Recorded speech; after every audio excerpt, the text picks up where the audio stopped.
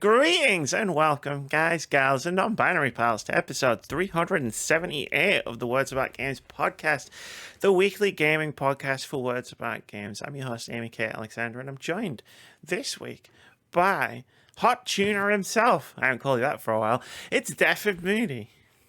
I still have that shirt somewhere. I haven't got a clue right now. But howdy doodly do, everyone. It's Friday, the most sacred days of the week. The video game day, as always, as you already know about it. I hope everyone's had a great week so far. Because it's Friday, you know what that means. It means it's time to talk video games between me, you, and the other person who's joining us this week. It's Vince Patel. Hey everybody, what's good? You do know we need a nickname for him, right?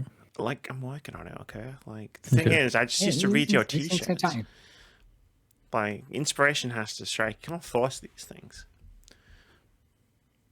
There's nothing in the background of his room. There's nothing written on his hoodie. The I'll get some more branded stuff, don't worry. Something like that. When you text me, can I tell the joke I told when you text me before? Which wasn't. It was only funny. This, me or Vince? It was only funny when I said it because no one could see me. When you were like, "Hey, is everything okay?" and I said, "Yeah, all good in the hood," and it was funny because I was wearing a hoodie and I had the hood up. There you go. And so I was like, "No, Moody didn't know why it was funny." Not at all. Not at all. I was more thinking, just something wrong. She hasn't started the show notes or anything like that. There's something wrong. Like, she never says it's all good in the hood. What's going on? Well, I was like, This doesn't sound like Amy at all. I was going to say, Who even wanted to done with Amy's phone? say our safe word now if you need help. We have a safe word. Bulbasaur. If we do, we've forgotten. Bulbasaur, yeah. That's the safe word, right? Yeah. Good guess, I guess. How are you doing? Whoever wants to answer first. Yeah, we're doing okay, thanks. It's gone awfully chilly this week, but we're surviving. It's nice. It's finally like my climate has finally arrived. I thrive. Not go outside anyway. I go outside. I'm going to the gym tomorrow. I went to board game day last weekend. I go outside.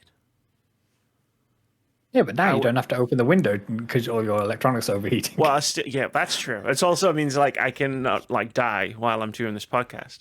I still need to open the window though for the moisture. So I keep the window like open a little crack when I'm out, so that the moisture doesn't build up on the window. Because I have had mold problems before, and it's hard to get rid of mold. Sure is. Yeah. But yeah, no, I was looking through what's on in Newcastle stuff.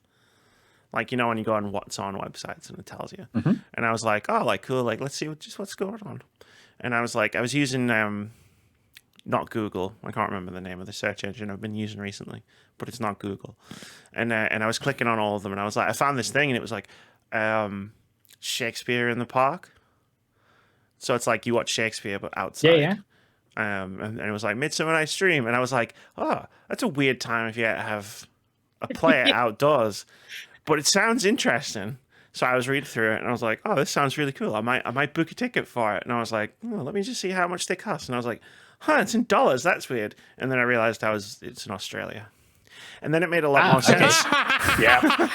There is a Newcastle in Australia. There is a Newcastle in Australia. And it's summertime over there. And it's summer, so it made a lot of sense. And I'm not going to lie, I was a little disappointed. Yeah. You know what I was disappointed about? Go on. Now, this is a long topic. Uh-oh. My partner. So my partner did this one thing. It's about to get spicy, everybody. It's going to get spicy, yeah. I'm not part of this conversation. I do not endorse these opinions. Don't worry, I'm not going to be mean much. So my partner went through my emails, and she found out what I've got her for Christmas.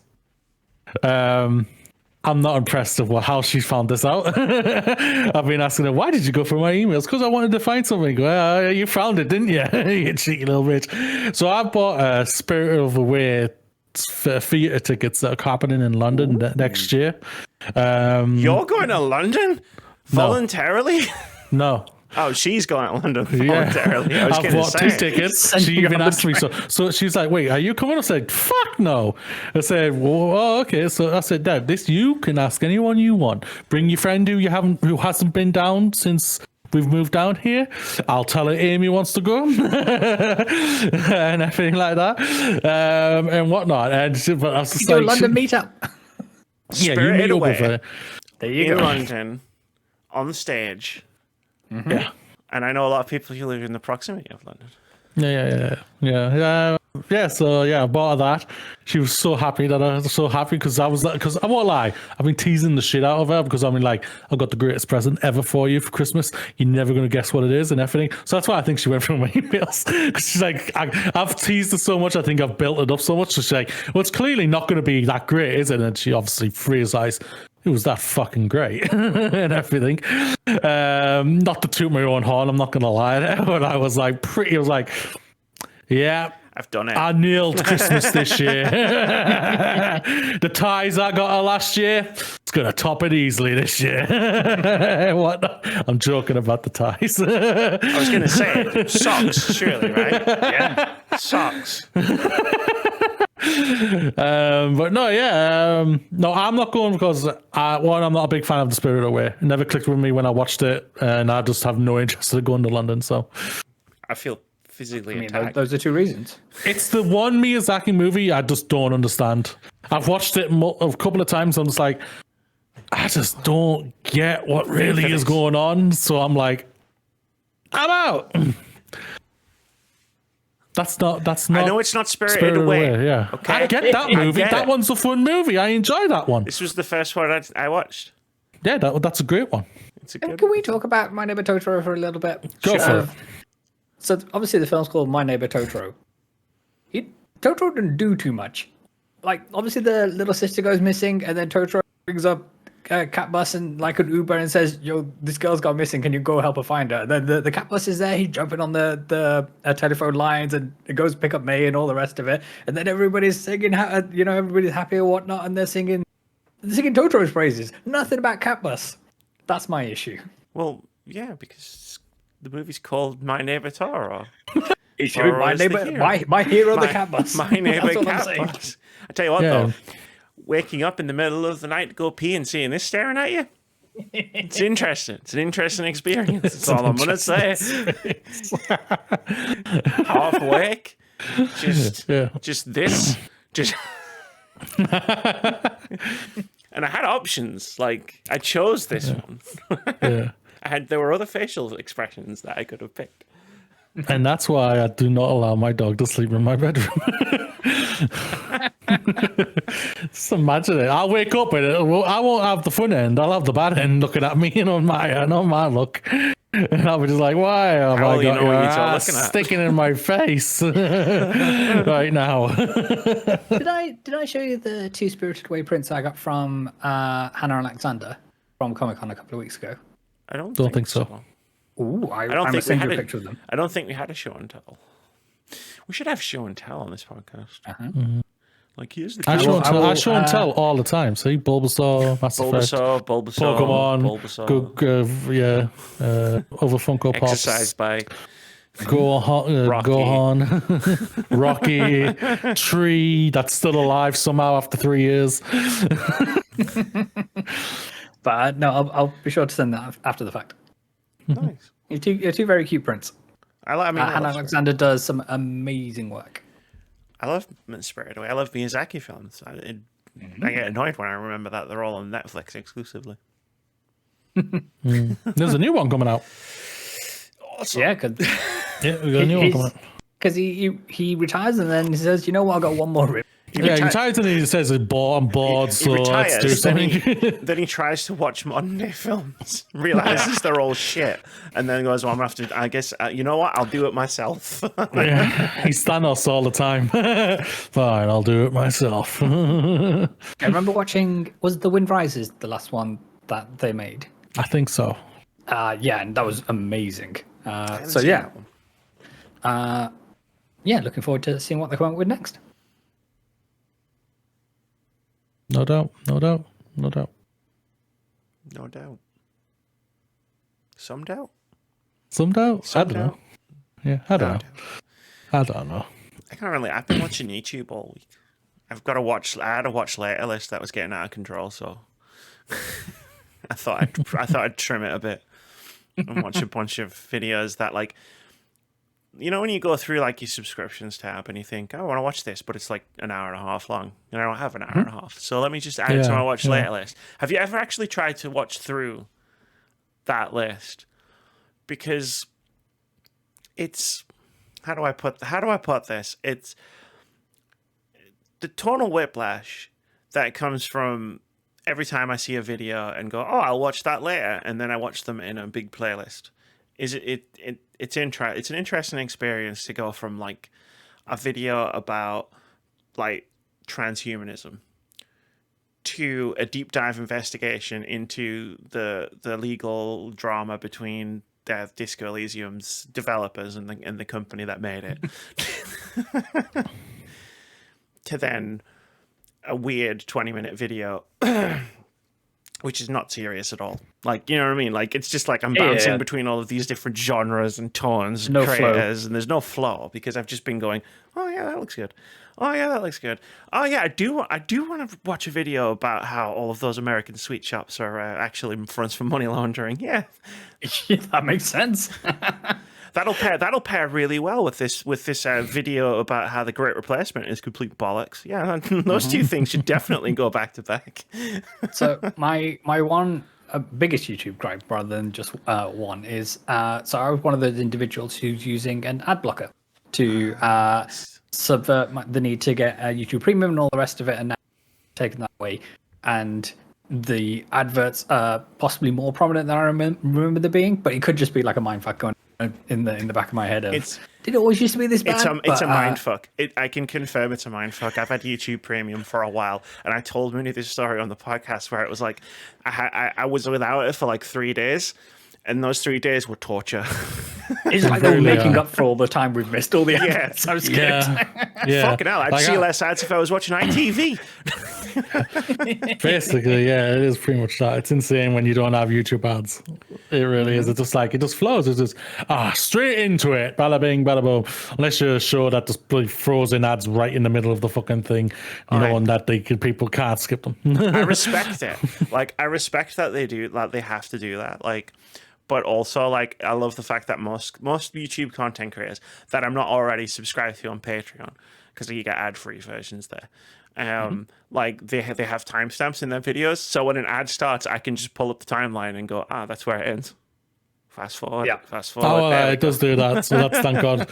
Thank God for that and everything. So and whatnot. But yeah, I saw a sad documentary a couple of days ago. So I used to be years and years ago, especially when he was in the height of his YouTubeness, a fan of Boogie 298 or whatever his name is.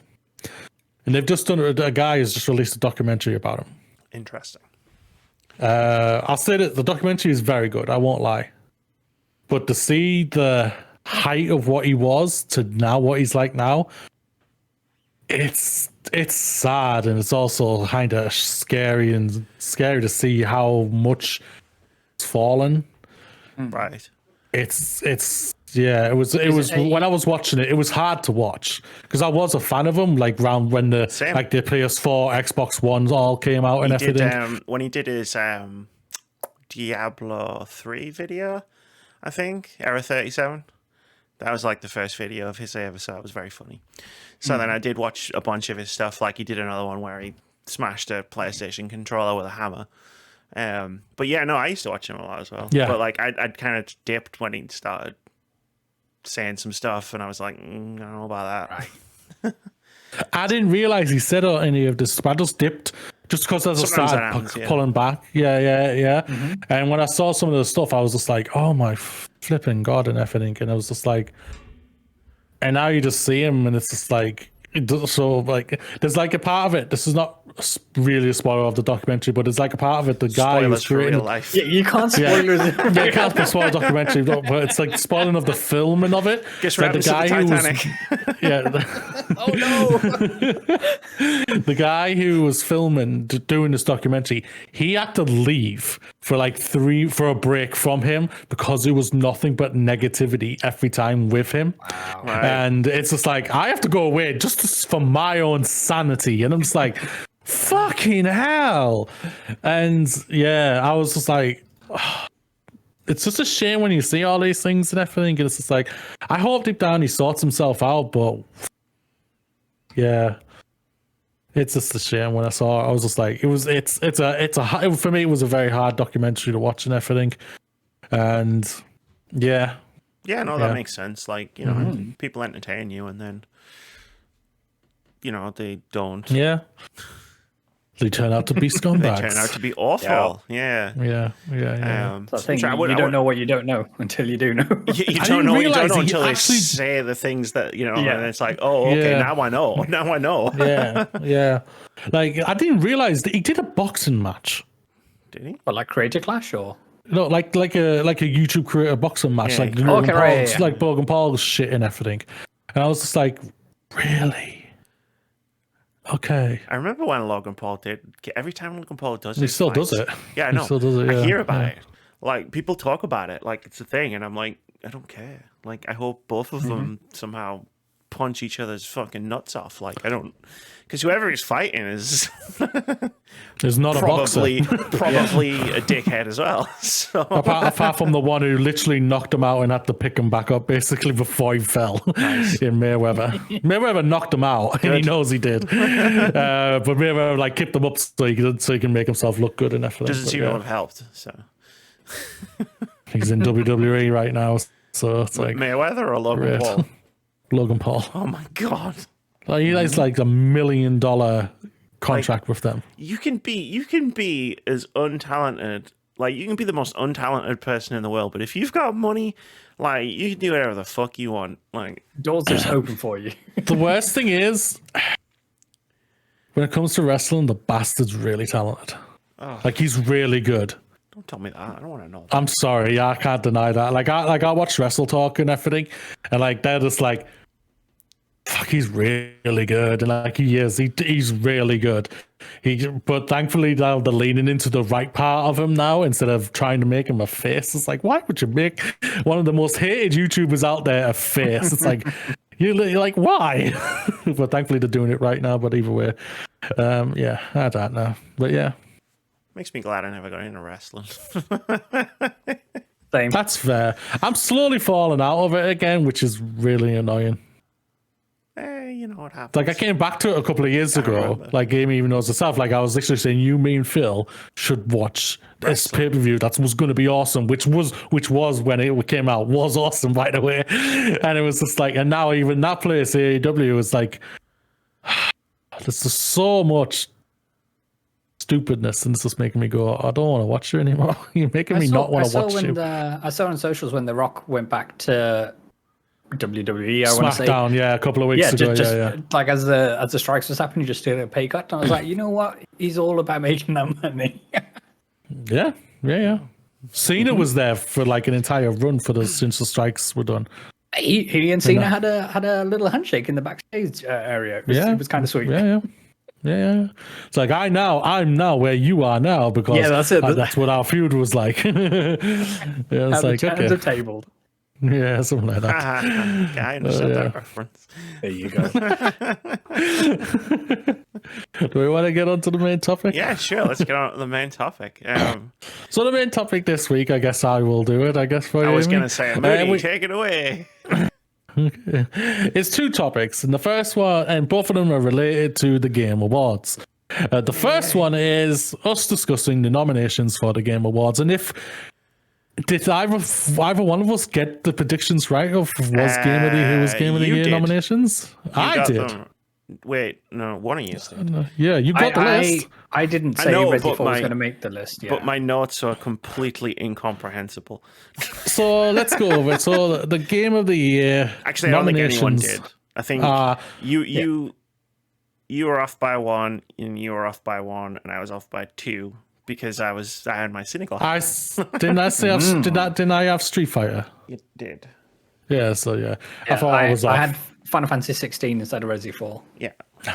So all of us just said no to Resident 4. But yeah, the nominations are Tears of the Kingdom, Baldur's Gate 3, Alan Wake 2, Marvel Spider-Man 2, Super Mario Wonder, and Resident Evil 4. A lot of sequels. Yeah, you can pretty much say that about video games in general, I think. Yeah, I know. I'm joking. Anyway, but it's all sequels all the way it's down. all sequels. Besides, I don't even know why we're going to debate this with like it's got any fucking relevance to anything, because Octopath Traveler didn't get one nomination, so clearly it's all invalid. Continue. Mm-hmm. Okay, that's okay. No, I was just wondering what our thoughts of this and everything. Like, Vitz, you and me were one off. We were pretty close. So. Yeah, I don't think there were too many surprises. Obviously, with Resi 4 making the list, I know we had some hesitations about that last week, but you know, people obviously turned up and voted for it. I just want to say shout out to the industry for not putting the game produced by or inspired by TERFs on a pedestal, which I don't believe it has any right to be there on its own merits, never mind everything else that's going on with it. But yeah, shout out for all the people who didn't get a single nomination, which is fantastic to see. It's not Voldemort. You can say its name. It's fine. I told you not to. It won't appear. It won't appear in the. I don't know. I'm not taking that risk. I said it last week like 10 times.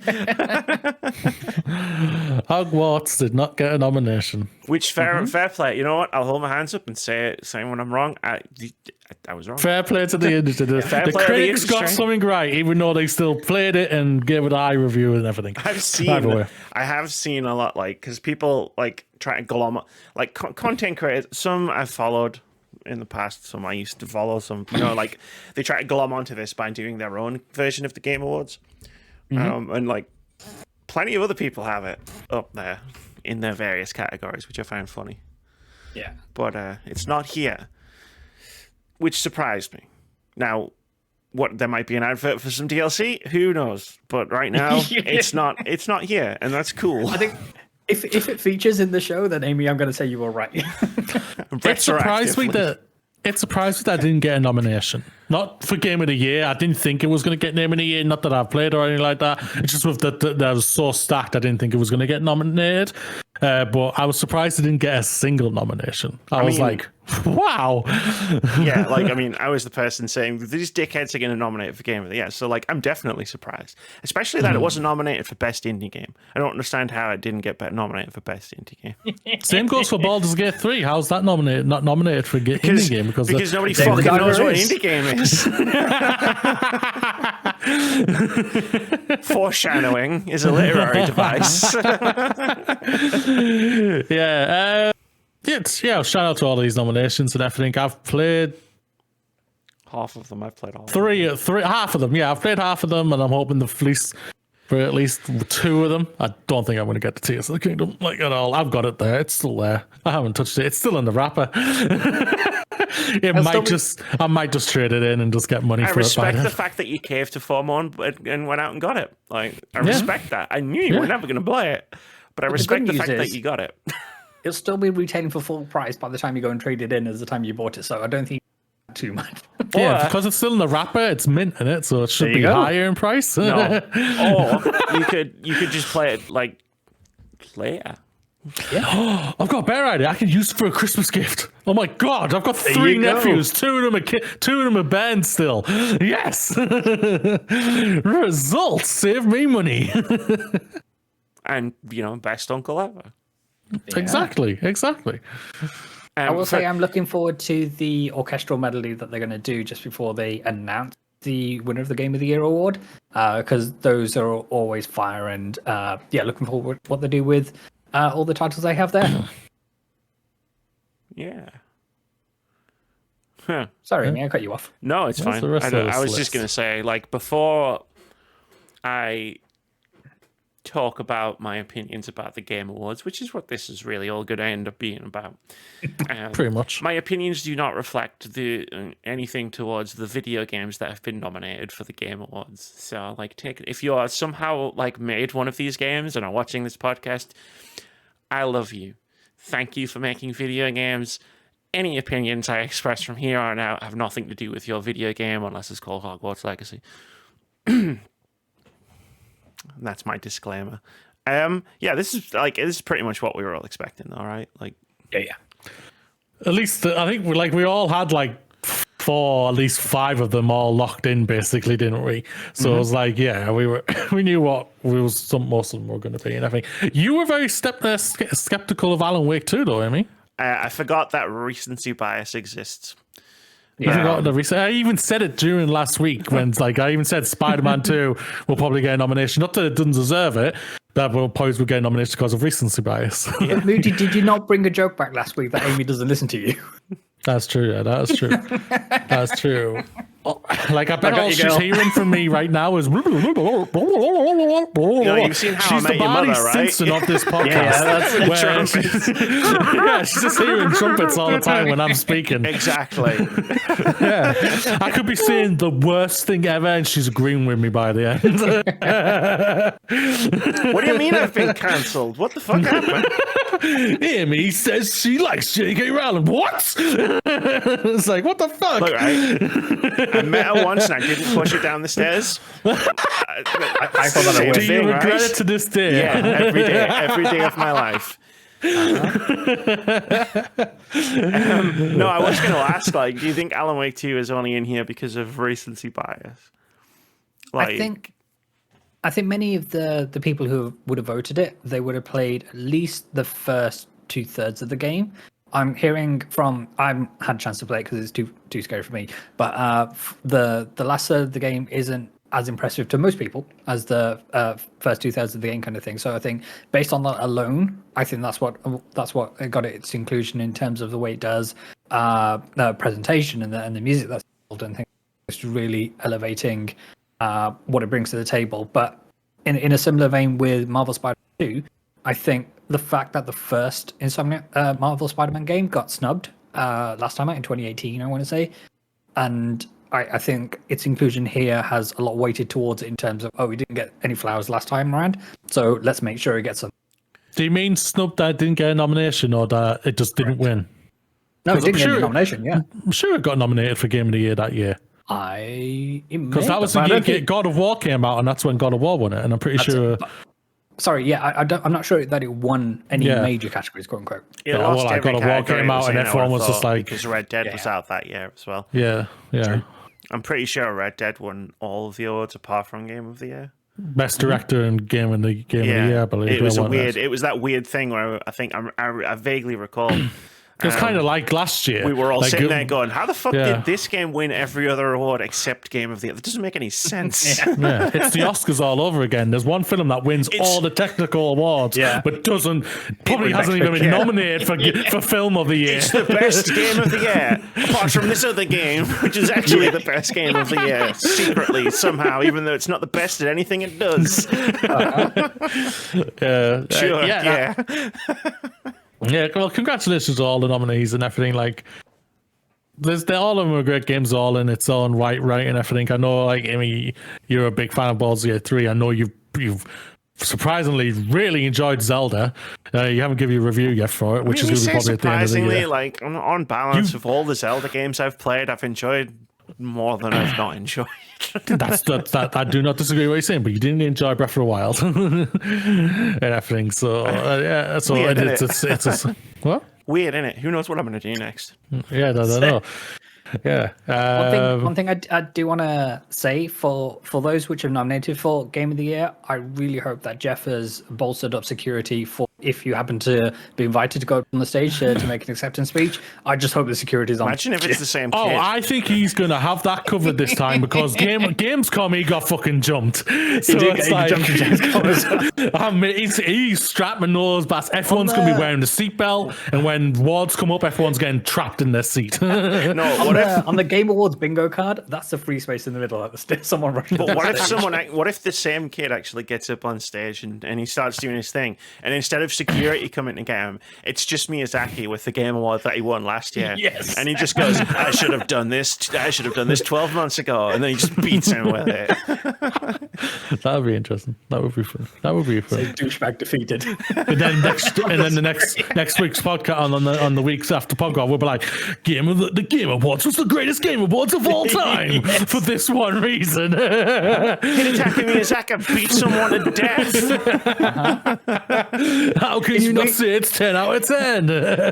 It's really weird they put that sponsored by Gillette lower third over that segment, though. It's really weird. No, the Schick Hydro bot. Who remembers the Schick Hydro bot?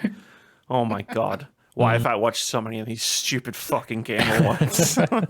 They're so long, Amy. Why are they so long? I don't know.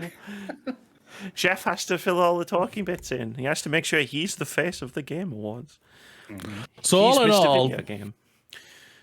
Two of the year's biggest sequels, Alan Wake 2 and Baldur's Gate 3, all tied with the same amount of nominations, 8 nods each. Don't know how Alan Wake 2 got that. Look, right, and I love it. Look, I was on here, was it last week, talking about how much I loved Alan Wake 2? Yeah. How it got nominated for so many different categories, I do not know. Like, that is wild to me. Is it not that, like, Control was an amazing success for them. Like it was well received and everything. So it's like it's been adding up and everything for them. It's like they took what they did from the first game all the way to the next game, to the next game, and next year, and now this is now finally paying off for them to where they're getting the recognition that hopefully the recognition that they wins and everything at the end of the year. Oh, it's getting no wins. It's the Spider-Man of 2023. But Sam Lake's going to look so sharp in his suit. Sam Lake's going to be there somewhere, though. It's one of the three characters he plays. So I'm looking through the nods here. I think Alan Wake has a chance to win.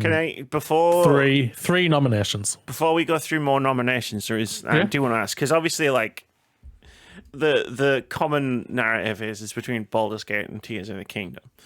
Mm-hmm. And everything else is like, nice job, you did really well, but you've released in the same year as these two games. But like, here's your participation trophy. On your sticker. here's a little sticker. Like, do you think that like those two could split the vote just enough so that everybody else who didn't want to vote for either of those two games votes for the same thing, and that wins Game of the Year? No, Baldur's Gate, I think, is going to take all of it. Interesting. Yeah, I think if Tears of the Kingdom was on more systems, obviously it's a Nintendo exclusive kind of thing.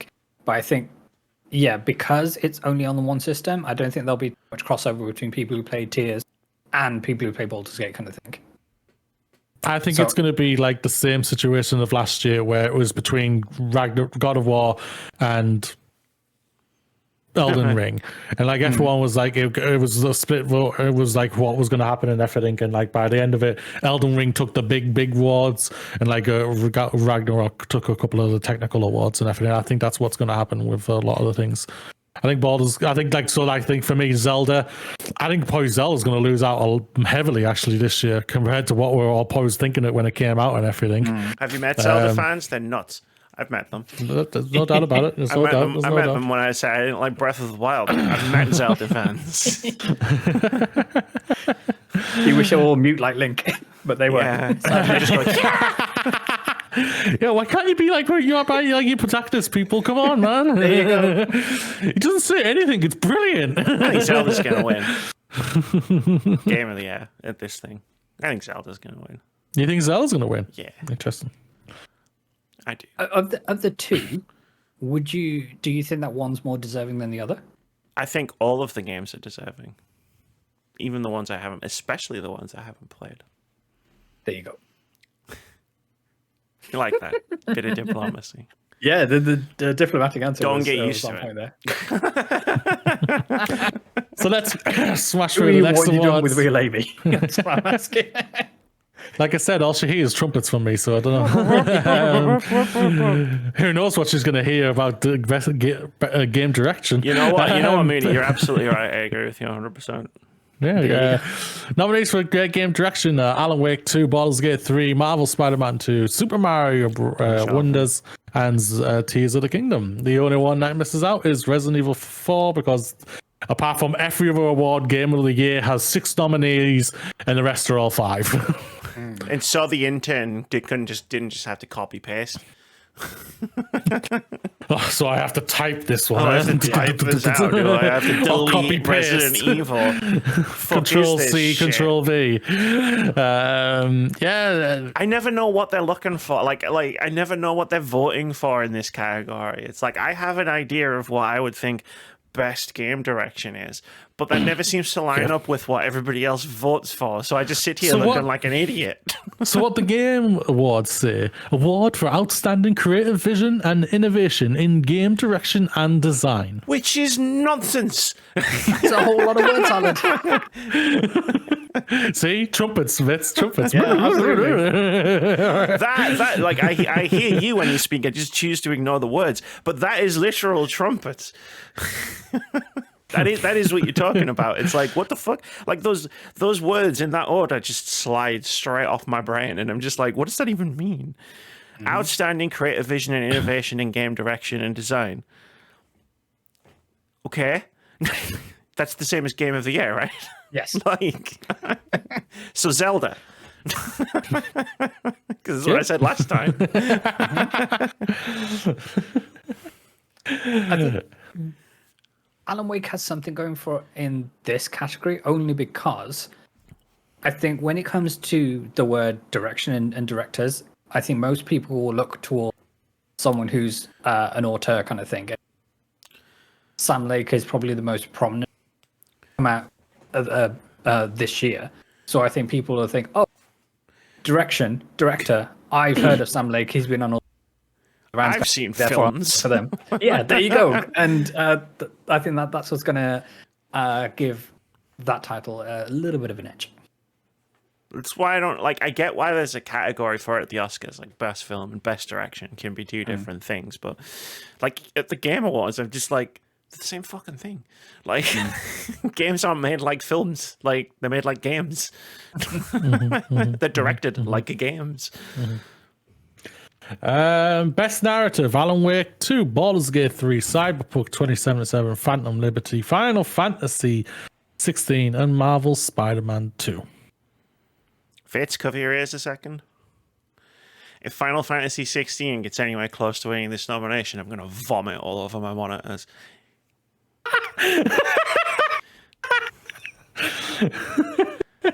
You didn't hear that, What say you? Huh? Not a word. Awesome. Excellent, thank Trumpets. you. Trumpets. What say you, Vitz? Yeah, I mean, I can see this for this one being going to Baldur's Gate only because of the sheer content that's in the title and how different people have different stories and different experiences that they talk about, and the vastness of everything that's in that game, narrative-wise. I think that's what's going to be there for sure. Final Fantasy 16. A lot of people played that game, and the story resonated with more than. But yeah, I think for the sheer quantity, Baldur's Gate is the hot ticket for me. It's not about how the quality of the narrative; it's about the amount of the narrative. I think that's a fair analogy for probably Spider-Man 2. I think Spider-Man 2 has a really good narrative. I just don't think it is best narrative of the year worthiness. I think there's a lot of mess in Marvel Spider-Man 2 when it comes to its narrative, but there's also some greatness that I think the greatness parts probably is elevating it up high enough, but I think overall the fluff in it kind of holds it back. So like for me, I wouldn't have put Spider-Man 2 in this. Like I think Spider-Man 2 is a great game, but it's not peak PlayStation exclusive. I think what you're that. hitting at is that there's a difference between like a good story and good storytelling, right? Like, like you can have a great story but tell it really badly, like Ruby. Like it's theoretically an interesting story but told in a way that makes it off-putting to watch. For me personally, that's a personal opinion. I've met anime fans and Rooster Teeth fans. Don't come at me. That's fine. I thought you were talking about an anime there. I was talking about Ruby. Keith made me watch it. You never forget him since. No, I really That's why he's not here anymore. That's why he's not on the podcast anymore. That's why I'm here. Yeah, I'm just waiting for my notice from Ritz, and then I'm out probably.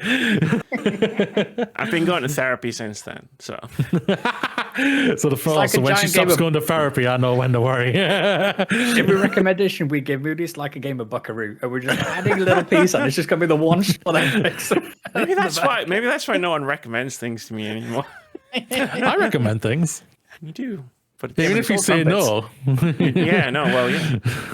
You know, I listen to your recommendations, both of you, because I've followed them in the last few weeks. You have. You really have. Yeah. I like Alan Wake 2 for this category, just because the storytelling is the most unique out of the 5 games that have been nominated. And unique is a nice way to say it. It's fucking nuts, but I feel like that's what's going to stick in people's heads when they vote for best narrative. That's why I don't think Tears of the Kingdom is a shot for a lot of things. I think it's more between Baldur's Gate 3 and Alan Wake 2. Oh, it's I'm just going definitely a off. shot. I'm going off just the everyone else that I'm seeing online and everything, like from the podcasts and everything, and everyone seems like it's more an Alan Wake 2 and Baldur's Gate 3 from the projection I'm seeing, but I might be wrong at the same time. And Tears of the Breath of the Wild sequel comes alive and wins everything. I don't know. I mean, it was all anyone was talking about for a long time. It wasn't one of those games that like hit for like a week and then disappeared. It was like something that people were talking about for a long time. I'm actually interested that Zelda didn't get nominated here after last year when Elden Ring got nominated for Best Narrative, and everybody was like, questioning that, and there was that huge fucking like discourse that happened where it was like, well, stories in video games don't have to be told directly like they do in films, and then it's like, it seems like we're going back to stories in video games have to be told directly like they do in films. And it's like there's a lot of story in Zelda, and a lot of it's really good, but it's not like told through cutscenes and conversations and dialogue wheels and stuff. It's like, so it is interesting to see like the backpedal almost from Elden Ring getting nominated, which it deserved to do last year, in place of Cyberpunk 2077, which I haven't played it, but anytime I see it in a thing like this, I can never take it seriously because all I remember is when it came out. Yes. That's fair. And I can't help it. And all the memes of like Keanu and all the different actors saying "I will come" and then the music starts. Yeah, I made a joke about it last week. Exactly. The thing is about it, like, this is where the second topic's going to come into it a little bit more. I think in the next half of the podcast. Like for me, Cyberpunk shouldn't be getting Cyberpunk really shouldn't be getting nominated. The Phantom Liberty, it's DLC. For me, it's DLC, and it should not be getting nominated for this type of thing. I think that if they want to do it, then put Best Narrative Continuation or DLC Continuation Narrative Award or something like that. They have a category for that, don't they? They have Best Ongoing Game and Cyberpunk like got nominated for it. Well, I'm not.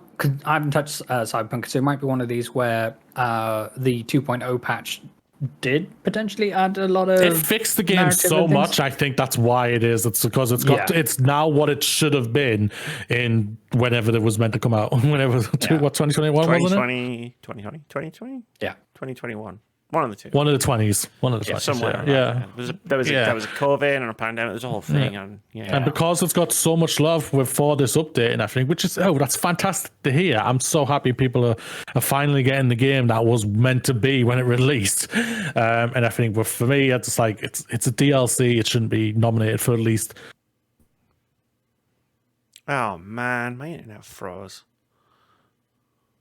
I'm just saying in my side of it.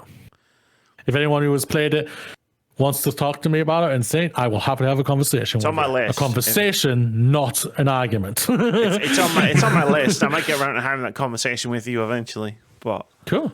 not for a while. Best art direction: Alan Wake 2, Hi-Fi Rush, Lies of P, Super Mario Wonder, and Tears of the Kingdom. Zelda. Like, look, man, like that world, right? Like all the viewpoints, all the vistas. You get to go up and look down, fly over it. Like the art direction in Zelda was like second to none. What are you thinking, Vitz? I'm in line with you, Amy. However, I think Super Mario Wonder takes this for the creativity that they have on show, everything that they do when your character picks up a Wonder Seed and the whole level changes. The set dressing of the levels, not only in the foreground, well, I think it's got a whole lot going for it, and I think the recency bias is going to play a strong hand in that. So, yeah, people were utterly charmed by Super Mario Wonder. I respect that and everything that you just said as part of like the art direction thing, but in my mind, like the stuff where it's like you pick the thing up and everything, that's game direction, right? That's game direction. I'm on your side, as we've established. Nobody knows what those words mean. Nobody else knows. I'm on your side, Xbox fanboys. Hi-Fi Rush for me. Sea of Stars wasn't nominated, so I don't see this as a legitimate category. What, the next one or the one we're talking about now? No, this one. No. Yeah. Sea of Stars. Sea of Stars. Yeah, that direction is beautiful at Sea of Stars. But yeah, best score in music: Alan Wake 2, Baldur's Gate 3, Final Fantasy 16, Hi-Fi Rush, Zelda, Tears of the Kingdom. Alan Wake. Having not played it, it's Tears of the Kingdom for me. Amy, you've played all of them. Are all of them nomination worthy? I've actually played all of the games in this list. What the fuck? Baldur's Gate 3 soundtrack is great. Zelda's soundtrack is Zelda. Like, yeah, Zelda. Is that great or not? It's one of the most iconic soundtracks in video game history. Like, yeah. Final Fantasy. I remember when I had an argument with Keith on a podcast about this, how good the Zelda soundtrack was, and I wanted to stab him.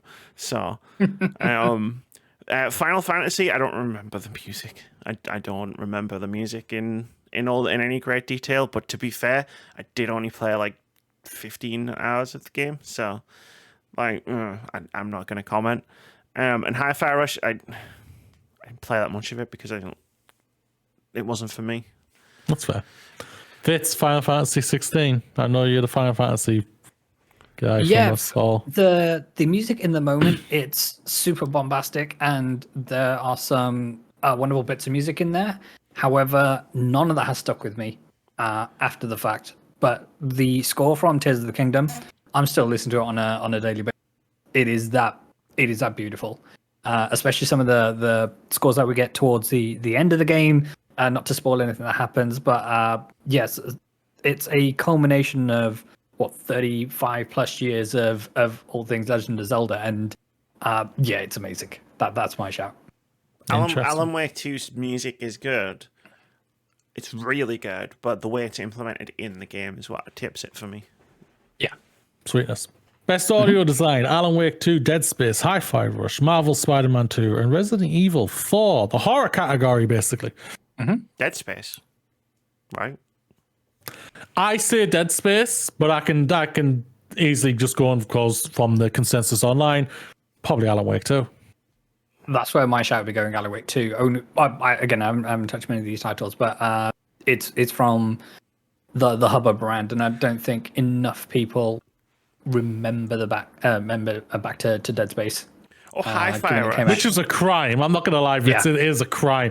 It's a remake, but it is a fantastic remake from Motive Studios, and they nailed everything when it came to the sound. The sound design is 10 times better than the original, and that's how creepy they made it when it came to this game. It's like, well, they did an amazing job. So for me, I would hope my heart would say Dead Space, but it's probably Alan Wake 2. I could see Hi-Fi Rush bringing it home because, audio design in a rhythm action game, it's like, I mean, it's the whole point of the game, right? So, but I don't know how much logic dictates how people vote for these things. Yeah. Best performance: Ben Starr for Final Fantasy, Cameron Morgan. whatever his name is. Monahan? Fuck off. Monahan.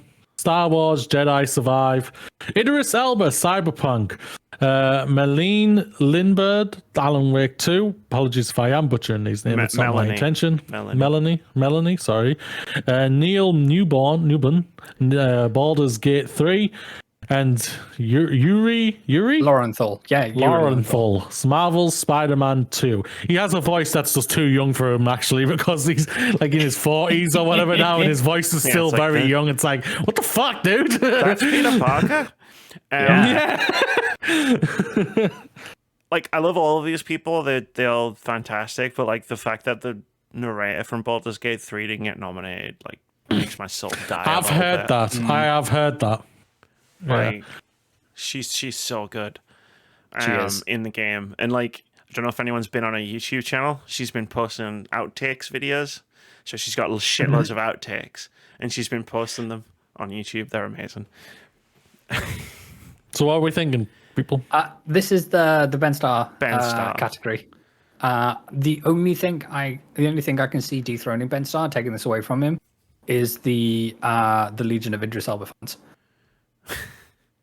That like that would that would do it. Yeah. Yeah. No I think doubt about it. for all the voices, for all the voice actors from Baldur's Gate which are nominated, I believe the voice actor for Astarian's one of the picks here. Yeah. That's Neil. But yeah, I adored Ben's performance in Final Fantasy 16 as Clive Rosfield. It would have been amazing to see Ralph Ineson get nominated here, not only for his work for Final Fantasy 16, but also Diablo 4 year. Was he Sid? And yes, Right. I liked Sid. yeah, everybody likes Sid. Yeah, but Ben's my nod for this one, but I can see you getting stolen. Stolen's the wrong word. I can see Idris winning it. Idris tackling him off the stage, Yeah. taking it. You're breathtaking. But, So wait, that's not my. I just want to give a nod to Yuri Lothal. He was amazing in Spider-Man 2. Like he crushes in everything he does. He crushed it. He really did. Like there's some, like he nailed it in the first one, and this one he just nails it even more. Where like there's a lot of heart-wrenching moments that have just from his performance alone, and it really made me feel for his character even more. And he does an amazing job for that. There's no doubt. Sorry, I just nearly dropped my phone. No. I think Ben Starr will get the win, like based on like what people are going to vote for. But the consensus screams Ben Starr from what I'm saying. I could see if anyone's going to steal it from Ben Starr. I could see it being Neil Newborn for Baldur's Gate 3. A lot of people are thirsty for Astarion. They sure are. I think Yeah. there's a good And a lot omen of it that- has to do with the voice. I think it's a good omen for Ben that he took home the Golden Joystick Award recently for best Yeah. performance as well. I just think even the reviews I saw of Final Fantasy 16 that didn't like the game very much, all still praised Ben Starr. Rightly, all still praised Ben Starr. Okay. Innovation in accessibility, and an amazing award that I'm so glad to see that is getting more pivotal every year. Diablo 4, Forza Motorsports, Hi-Fi Rush, Marvel Spider-Man 2, Mortal Kombat 1, and Street Fighter 6. For me, from the love that I saw from just Steph Sternal alone, I'm saying Street Fighter 6. I think that's a very, very strong shout.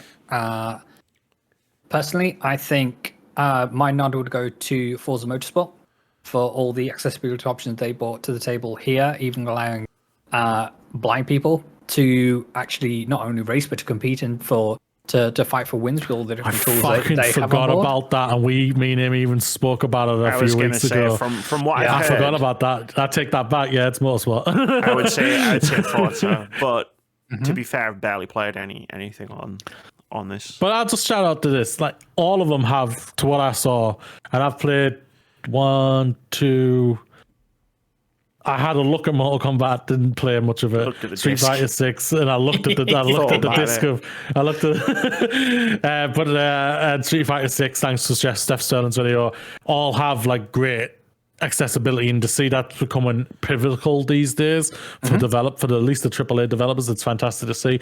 In Hi-Fi Rush, a game that literally just came out of nowhere last year, apparently has great accessibility as well, which is just fantastic to hear. Yeah, but until you said the one where you said there, it's probably used for some Forza Motorsport. If a blind person can drive a car in this game and win, that's fantastic. It's like it's Last of Us 2 all over again. A blind person or deaf person, I think, could even play that game and be able to complete it, which is just fantastic to hear these type of things. So, games of impact: A Space for the Unbound, Chance of Sanana, Goodbye Volcano High, Chia. Yeah, T is silent in it. Chia.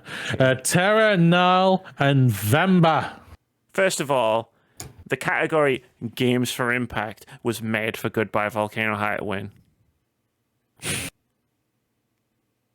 Well, because Hey, we all love you so much.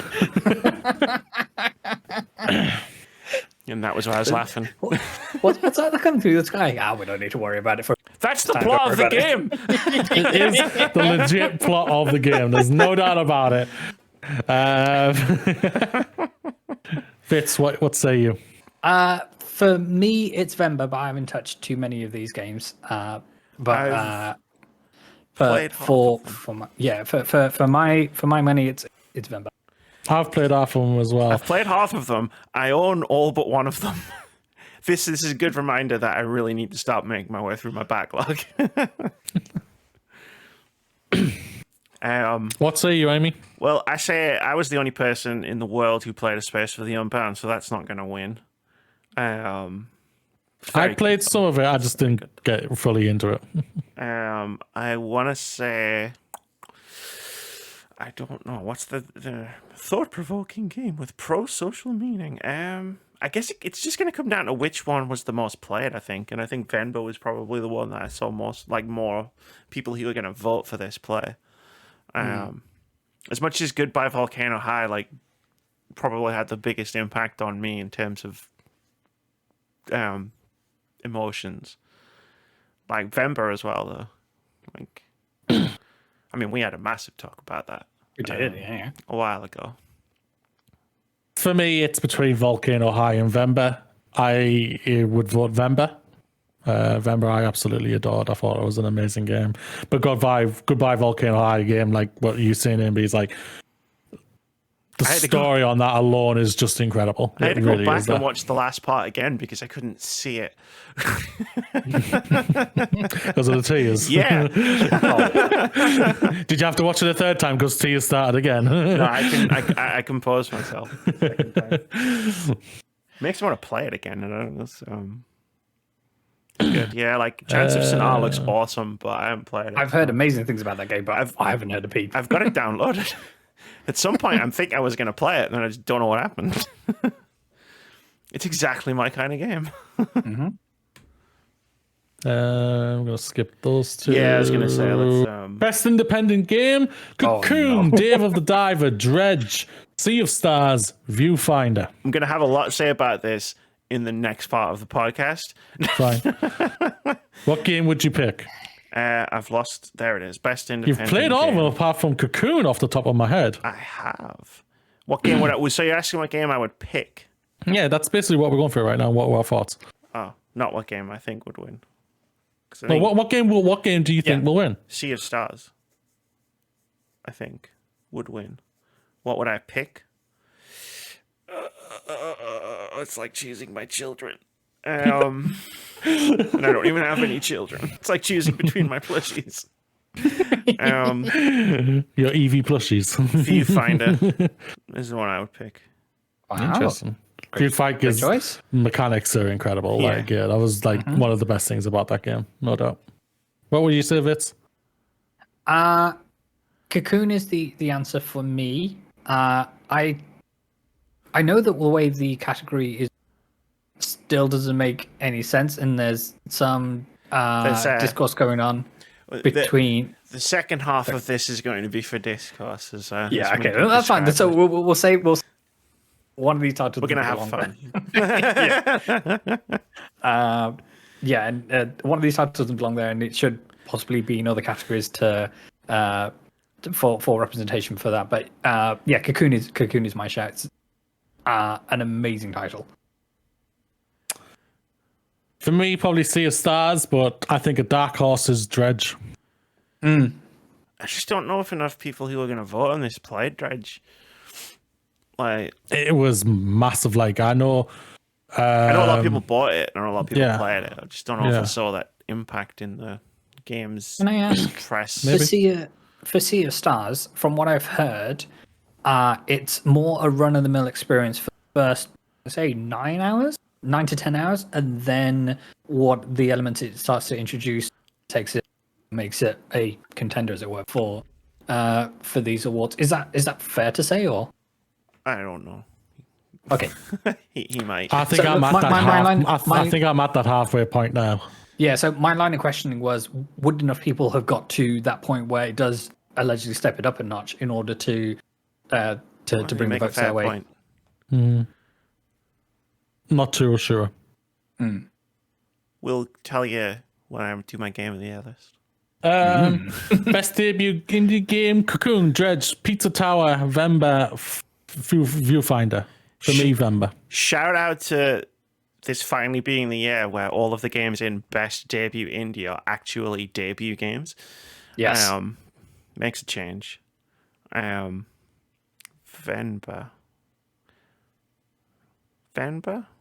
That's just my personal choice, though. I pick personal choice most of the time. So Well, I was thinking Pizza Tower like fucking exploded out of nowhere. I've never heard of that game. So Yeah, it's because you don't have very good taste in games. Did I say that out loud? I kid. That's, the thing about Pizza Tower is it's one of those games that didn't get much press attention, but is massively popular at the same time. yeah, A lot like Dave the Diver before everybody realized Dave the Diver existed. Like it was already massively popular. I just don't know, like Pizza Tower didn't get the recognition from the people who would be voting for this. Cocoon's another good shout for this category, I think. Just for like oh my god, Yeah. just for like what they did, you know what I mean? Like as their first game, it's like depends. Yeah, what- because I think it's widely known the kind of lineage of that game, that it was made by a collection of people. I would say the teams behind like Inside and things. So I think whether that detracts from it being a debut title. Obviously, it's a new entity in themselves and that kind of thing. I get what you're saying. I can see Viewfinder taking this only if they don't take another category. So like they don't win this and they'll win that. Yeah. Well, like, Viewfinder was a student project turned into a video game. If I remember my video game lore correctly. Much like Portal, right? Yeah, and Outer Wilds. I really need to play that. so we'll leave it there. If you want to go and check out the rest, everybody, go on the websites. Because there's a lot to go through if we wanted to go through all of them. And Can I do one more? Go for it. What do you want to look at? Of all of the categories, Content Creator of the Year. Just because People Make Games got nominated for Content Creator of the Year, and they're a fucking amazing like journalist YouTube channel. And yeah, that was it. I just think they're absolutely incredible. That's fair. Yeah, and People Make Games, they recently did a video with Timur Hussain, who you may know from GameSpot, and Giant Bomb, asking the video game industry at large why they chose to remain silent on atrocities going on in Palestine. So I think for that alone, they deserve all the flowers and all the noms. Yeah, 100%. That video is going to be linked in the description. Yeah. I can tell you why, though. Racism. Oh, did I say that out loud? Damn, Sorry, lady, you blew video my game spot. industry. I was gonna make a joke, and then you just said it. I felt it. I felt the it coming joke from you, coming. Eerie. And I was like, I gotta get in before. Yes, racism. Ding, ding, ding, ding. We found a winner. Yeah. Great, there's a white people war. We can support that one in Ukraine. No offense, Ukraine people. You're having a terrible time, and I hope you win and everything. But the rest, don't care about that one. Mm-hmm. That's basically what it is. Yeah, the industry came together for the Ukraine war. That's it's like, remember how many times on social media you saw the bundle, the game bundle for Ukraine, versus how many times you saw the game bundle for Gaza. Like, did you even know there was a game bundle for Gaza? Yeah. There was. yeah, we talked about it. We talked about it here. Yeah, 2 weeks ago. Yeah. But I barely saw anyone talk about it. I had to go looking for it just to make sure that I wasn't going crazy and it actually Living the fever dream, yeah. The worst thing is about it's like, I didn't actually realize myself until I saw that video from from Thingy, yeah. And I was just like, fuck, we actually aren't. Yeah. We really aren't at all. We're not. And it's like, yeah. And we should. It should be the easiest fucking thing in the world. It's like, these people, these guys over here are fucking bombing hospitals and ambulances on purpose. Maybe they're the bad guys. I don't know. Yeah. Like, come on, man. It's like, how many war crimes do you have to commit before someone does something? But they have a right to defend themselves, though, Vitz. Man, have you not heard this argument yet? There could be doctors in those hospitals. We have to make sure we fight the doctor menace. But a Hamas guy could be next to him, so it's like, even if I don't know a lot about international war crimes, but I know that one of the war crimes is, even if you think an ambulance is full of bad guys, you're still not allowed to blow it up. Mm-hmm. That's a war crime, like an actual. But they're allowed to defend themselves. That's all I've heard, and I'm sick of hearing that line. Like, it's really, really hard to like see the deafening silence in the face of an ongoing genocide, and then be like, cool, now I've got to go to work and pretend to be a normal human being while my fellow peers just let me down.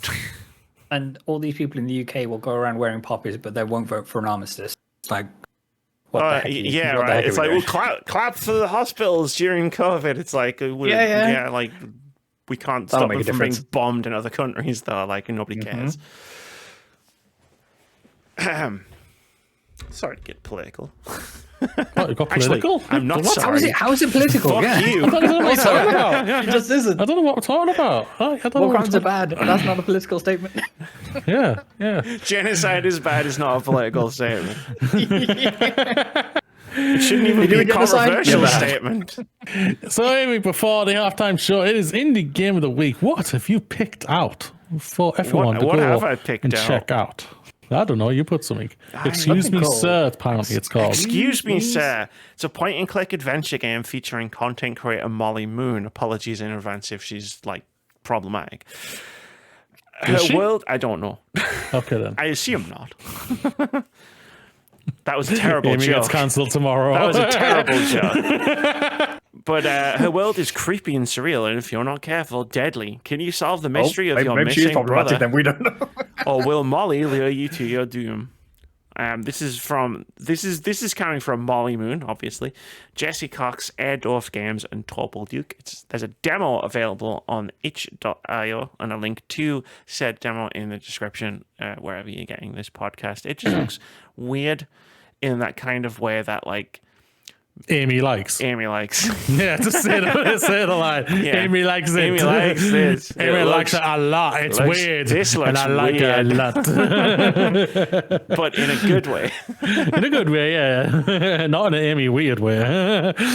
Just in a good way. No, it doesn't look like me weird in a bad way. It looks weird in a good way. You don't look weird. I like a little bit weird. Okay. I don't know. If I don't, I'm not trying hard enough.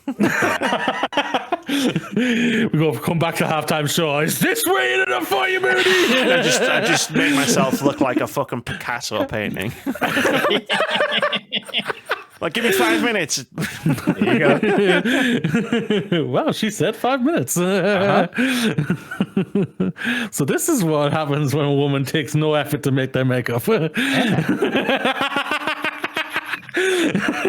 Amy recognizes. So people like humans with two eyes. Double the number of eyes. That's twice as sexy, right? It has to be. Everybody will like me twice as much. It's how it works, right? Like we said about best narrative, it's not about the quality of the eyes, it's about the amount of the eyes. Behold's got a lot of eyes. Total Recall had the right idea. There you go. All right, well, see is literally for you really fast, but for us about 5 minutes. Give or take. Yeah. Give or take. So, Mooney, you might think, oh man, they just spent a whole hour talking about the Game Awards. They must be done with that right now, right? Wrong. Wrong. Mooney decided to take over the whole podcast this week. So Fun's only beginning, friends. So I thought everybody. I also saw the consensus online is that we're bitching about about the awards and everything, and while certain awards, how they're worded and everything. So I thought, you know what? Let's fix the Game Awards, and you can't just get rid of Jeff Keighley, Amy. Oh, I'm just going to cancel the whole thing. Like, Oh, yeah, done. you can't I'm cancel done. it. Okay, Done. you can't cancel it. Fixed it. Yes, let's fix the Game Awards and how like certain things are like we've already like talked about some things and everything. For me, I'm stating it right now. I would get rid of all the esports awards. I don't mean that necessarily towards esports or anything like that. I just don't think it's needed here.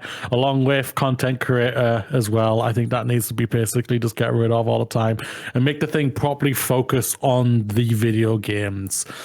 And everything for me personally.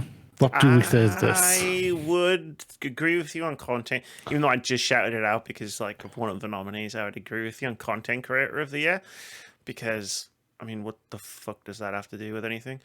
Esports stuff, like, you can keep that. I'd get rid of the thing that everybody watches for. Like, I'd get rid of all of the fucking trailers. Like, if it's meant to be the game, if it's meant to be the Game Awards, like, let's award the games. Like, I don't give a shit about, like, when I'm watching the Game Awards, like, if it's meant to be, like, and I'm trying to meet it as, like, what Jeff says it is, a celebration of games and gaming and the games industry. And this is going to be a recurring theme with my critique of the Game Awards for the next 40 minutes.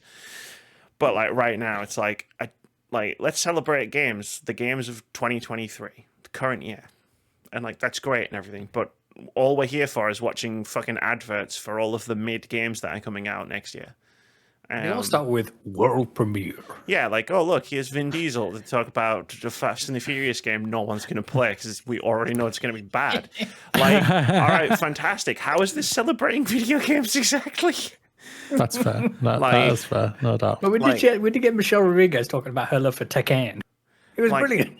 I mean, yeah, sure, fantastic. Tekken, like that guy that's in that one video game. I think it's about fucking volcanoes or something. The thing is, have the awards, make the awards more a part of the actual show.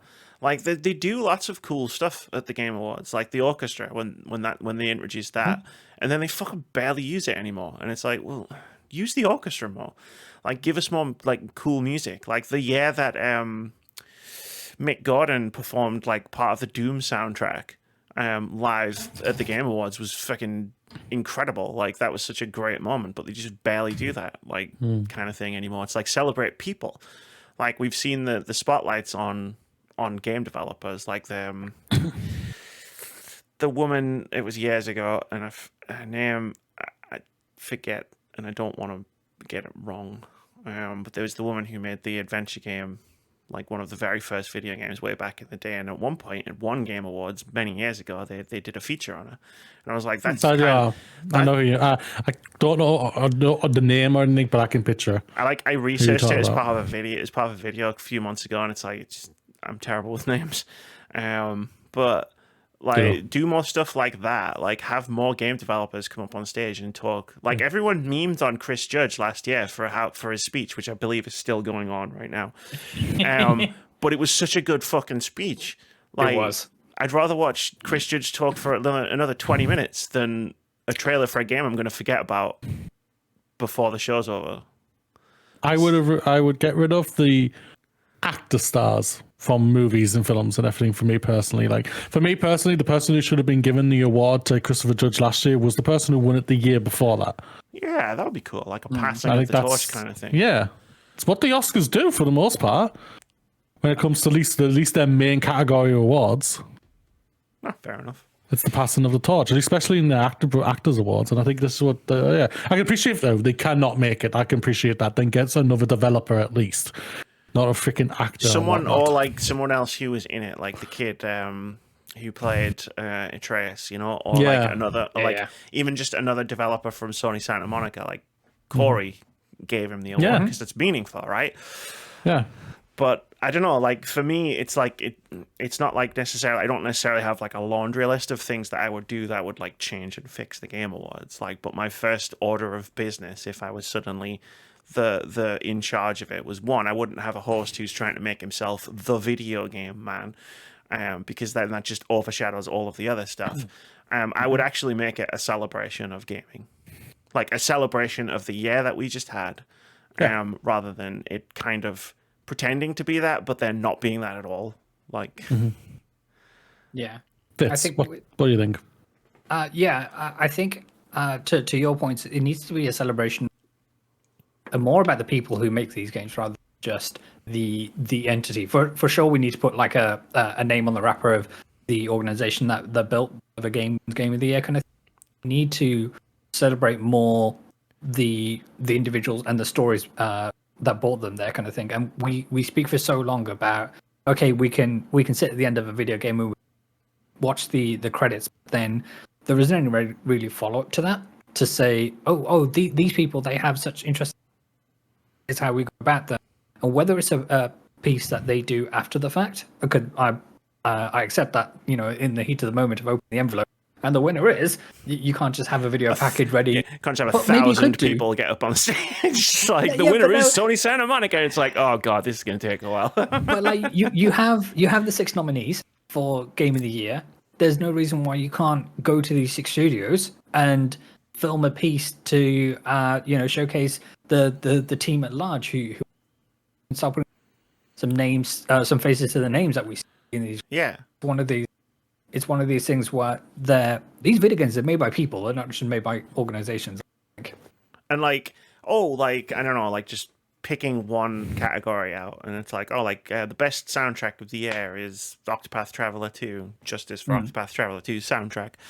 And now he is like the composer, says a few things about it, and now he has a live performance of a suite of Octopath Traveler 2 music, or like whatever game wins it, you know what I mean? It's just like, that's more of a celebration than Jeff just saying, and the winner is Alan Wake, and now on to the next thing. Like, well, that's it. I mean, we had a performance by Churches, I think last year or the year before, but that was more a a nudge and a wink to his best mate Hideo Kojima kind of thing, rather than saying his boyfriend. Sorry, I mean, you're about to say. No, I was just going to say, that was the Death Stranding, because they performed the Death Stranding theme. That was it, yeah. So it's kind of, rather than having that, and maybe Imagine Dragons performed last year, or that might be another fever dream. No, why? We don't need any of that. Sorry, Amy, I'm more back traumatic experience, but we don't need any of that. What? They were there because their song was part of one of the biggest. Was part of Arcane, wasn't it? So, and whatnot. Yeah, but then they went and butchered the fucking Hades soundtrack. No, it was the Bastion soundtrack. It was like they played the Bastion song, and it was like, no, I didn't need to hear what the Bastion soundtrack would sound like if it was performed by Imagine fucking Dragons. The other thing I would do as well, rather than just going best RPG, is to split those out between best turn-based RPG and best action RPG, because I think there's a lot of nuance which is kind of lost in the RPG categories, given that every game is an RPG. It's one of these of how do you separate it, and that seems to be one of the maybe logical things to kind of differentiate between a bunch of different those, and it gives a whole another collection of games a shot at winning something. I agree. I think that should happen, personally. I think that'll be the best way to do it for the RPG. The RPG always seems like the thing that our people are bitching about the most when it comes to it, because there's so many like I think was it one game literally got nominated just because it had RPG elements. I can't remember which one it was, and it's just like that doesn't count. Was that this you year? know, it has to. I don't know. I can't remember. I don't know if it was this year or anything like that. But I mean, but I think that's what it seems like it's happening. It's like, to get nominated for this, just having elements of it. Be the core. Have it be the core. You're forgetting about what RPG role playing game, not elements of a role playing game. It's not that. It's It's like every game has RPG elements these days. Exactly. You know what I mean? It's like fucking like to the point of this year's nominees for that category, just to like sort of like join in. It's like should Final Fantasy 16 be nominated as an RPG when even the director of the game said he wasn't trying to make an RPG, he was trying to make an action game like God of War. Yeah. So I mean, even you don't intent of the maker of the game was to not be nominated in this category. Yeah, you don't hire the combat designer of Devil May Cry in to win RPG of the year kind of. Yeah, it's one of these. I've seen a lot of people say Liza P shouldn't be in there either. No, well, this is like I haven't played it, so I can't comment on it. Well, I haven't played Lies of P, but this is kind of a debate that goes around, that's been going around since Dark Souls, where it's like, it is an RPG, but nobody thinks of it like an RPG, and I'm guessing Lies of P is similar based because it's basically Bloodborne but Pinocchio. Yeah. It's to your point. The core thing about Lies of P is its combat rather than its stats and the skill trees you're building through and the equipment that you're equipping and things like that. So I would be in agreement with you. Because what I think's happening with all of these types of categories, adventure game, action game, RPG, fighting game, and all the rest of it, is like whoever came up with the Game Awards categories saw the Oscars, and has just said, "Oh well, we need to separate our games by genre, but we don't have genre. We don't necessarily have genres, but we do have game styles." And I think that's just a mistake right off of the bat, because video games as they're designed tend to borrow from each other. Yep. And so how do you separate them out? It's like Final Fantasy 16 has been nominated as best RPG because historically that series is an RPG series, but it's not this year. But it's been nominated as that probably because of that history, as opposed to necessarily because of the type of game that it is. Yeah. Like if a game, like to what you were saying, really, if a game has RPG elements in it, does that make it an RPG game or is it still an action game? It's both, right? Like, so why are we splitting the games up in a way that doesn't quite work? Yeah. That was a rhetorical 100%. question. No one has to answer it. Yeah, okay. I was thinking, like, do we have to answer this? No. You're right in what you're saying, though, 100%. Yeah. No doubt about it.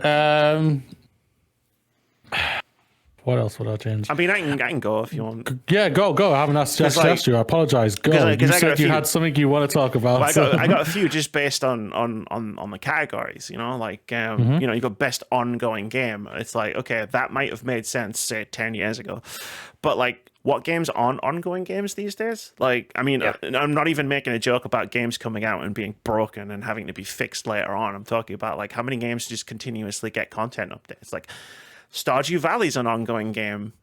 It got an update, a content update earlier this year, so that counts as an ongoing game, right? It's like, I know what you mean, Jeff. I'm speaking directly to you because I know you're going to watch this. Yeah. Like I know what you mean by ongoing game, but like, it also doesn't make sense. Mm-hmm. And it's not to say that Final Fantasy XIV isn't deserving of all the times it's won this award, but the fact that it wins every single time should tell you there's an issue with the makeup of that category. Right, and you exploded the category. You proved and they've proved my point with the category this year by nominating Cyberpunk 2077, which is nominated as an ongoing game, despite the fact that it's not an ongoing game in the way that you would understand it based on what this category is probably supposed to mean. Yeah. So like, why the Yeah, hell does the- it exist? Outstanding development of an ongoing content that evolves the player experience over time. Fixing the player experience on Cyberpunk doesn't mean it's evolved. If you put in the award fixing your game, that's perfect. Cyberpunk fits into it. We'd have so many nominees, but like it's the point, right? It's like Starfield's an ongoing game. Redfall's an ongoing game. Like all of these games are ongoing games, even though some of them aren't designed as ongoing games. Yeah, no doubt. One slightly spicy take that I want to share. If your company has chosen or elected to, through bad management decisions, to lay off a bunch of your staff and endanger their lives, you don't deserve no game awards in any category. Well, I didn't catch the you cut out on my end. What did you say there? Oh, sorry. If you've laid off a bunch of people this year, you don't deserve no game awards. Yeah, like, no offense, Destiny, fuck off for being best community supported game when you've just sacked your entire community supported. And I know, like, yeah, right. It's like, congratulations. Like, who's here to accept the award? Oh, no one. Oops. Oh, you know that's going to be one of the ones where Jeff's just standing in the corner. And Destiny 2 wins. Congratulations to all of them. If that actually wins and he says all of this, I'm going to find him and throwing eggs at Jeff Keighley. Until a few weeks ago, it probably did, like, it does have really good, or did have really good community support. But again, like, look at the nominees. Cyberpunk's in here. Yeah, they fixed the game. Because they fixed the fucking game. Does that mean next year we're gonna be able to vote for fucking Star Wars Jedi Survivor because they finally patched the damn thing? Jesus Christ. I don't think any more patches are coming for that game. I think they have fixed it, I think. Oh, I don't think they have. I think there's still problems. I mean, it's big game. That wouldn't surprise me. Problems anyway. But like, like I get what you're saying, Fitz. I was going to make the exact point about Destiny being nominated for community support when they just gutted the fucking community support team. Yeah. So can I just ask, are all of these categories, are they all now like at the whim of the public, whoever votes for them, and then there'll be, I understand, is there a panel and their votes are the public vote and it's a percentage of it?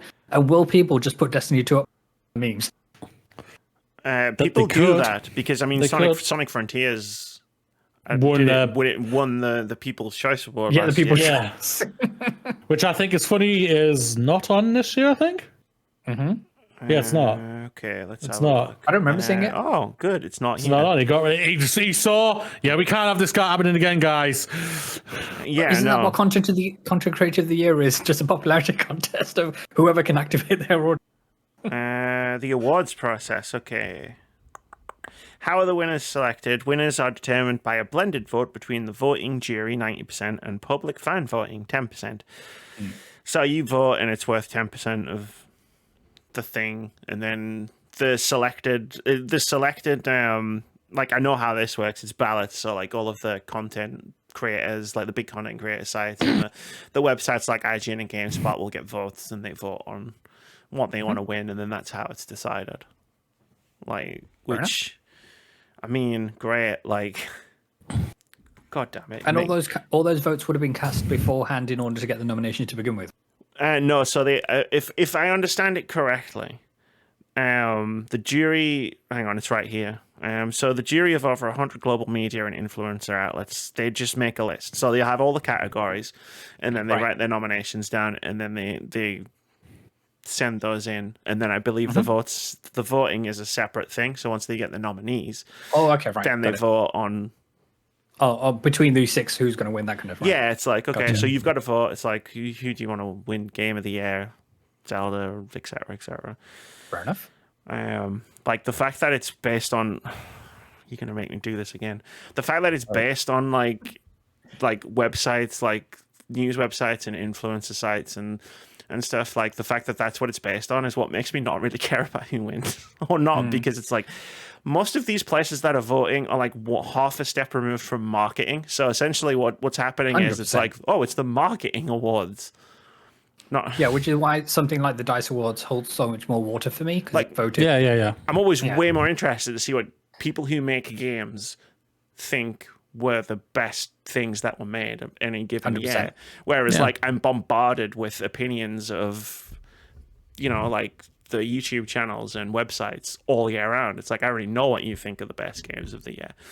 Yeah. That's the thing about it. The sadly thing about this, Jeff Keighley's marketed this, hate love or hate him, so well that it is the biggest video game award basically out there all the It's time. the biggest show in town. Yeah, it always is when it comes to it. He may want to try and hopefully pray himself to be the Oscars. He's never going to be the Oscars whatsoever. He's basically the Golden Globes, which is a shite in itself. And yeah, and that's just basically what it is. It is crap. But the worst thing is about at least the Golden Globes, at least let the winners talk.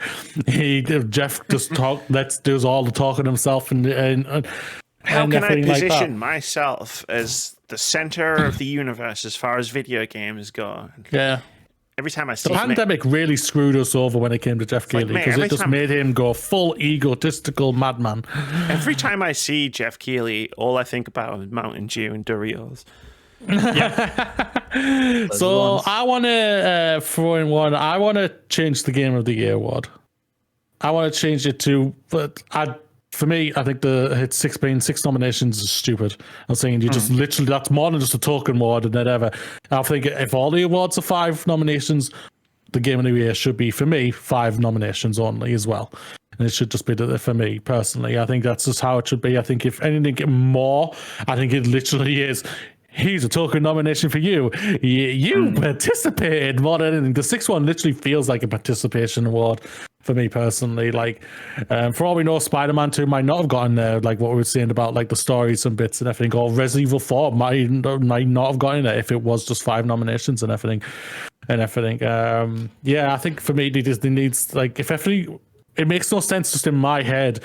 Like, all the other awards are 5 nominations. Why the fuck is the Game of the Award? Just because it is the quote unquote the main award, I think, for everybody, for the most part. It should still, for me, it should still be 5 awards for me personally. Can I 5 nominations. Go for it.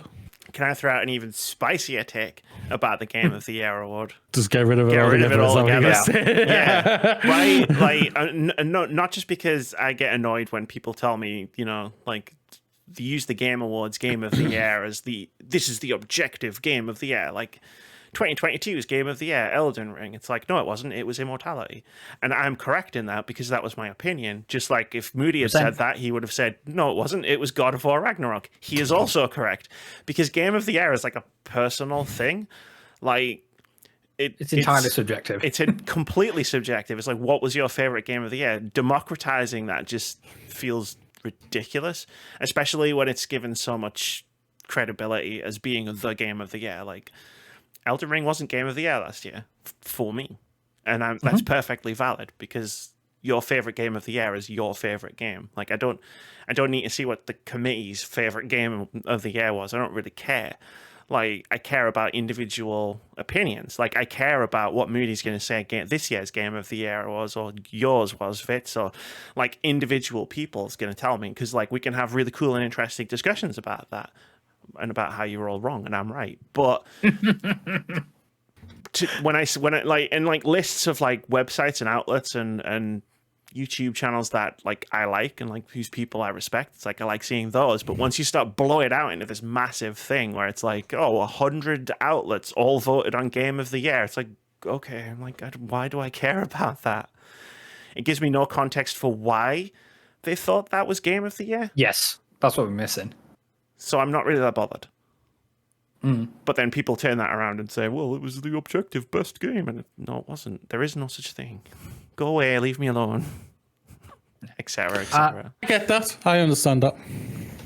Yeah, the one thing I want to add to the mix is I get it's 2 hours long because Jeff needs to make space for... I was going to say that's more. Over 2 hours long because Jeff needs to make space for all the different activations bits in order to pay for the Game Award, because nobody else is putting their hand in their pocket. It's all got to be right. I gain this many eyeballs around December 7th, I think it is, and that's what the value of the Game Award to advertise. Yeah. I don't mind adverts at a thing that needs to be paid for. Like that's totally cool. Like, but let's make it shorter. Let's get in and out. Have the longest after party you want with the people who are there, all the nominees, the rest of it. I don't know. Or counterpoint, make it super fucking cringy like the Shake Hydro bot. Jesus. Look, right, you all laugh, but that was an effective advertising campaign because I still remember it. Yeah, this is true. That's true. I mean, maybe to Amy's point, maybe if they stripped out all the premieres and they made that like a separate playlist of maybe the day after, like we've celebrated all the games of 2023. Here's have an after party, the Game Awards after party, and it's like they have a pre-show. Or it doesn't even need to be an after party. It can be a part of the show itself, where it's like, okay, like so we've celebrated the year that was. Now let's look ahead to the year that will be, and then you can play all of the trailers of the games that I'm probably not going to remember. Here are all the games that are lying that they're going to come out in 2024 because we just know that. I would prefer that instead of seeing a vote for most anticipated game.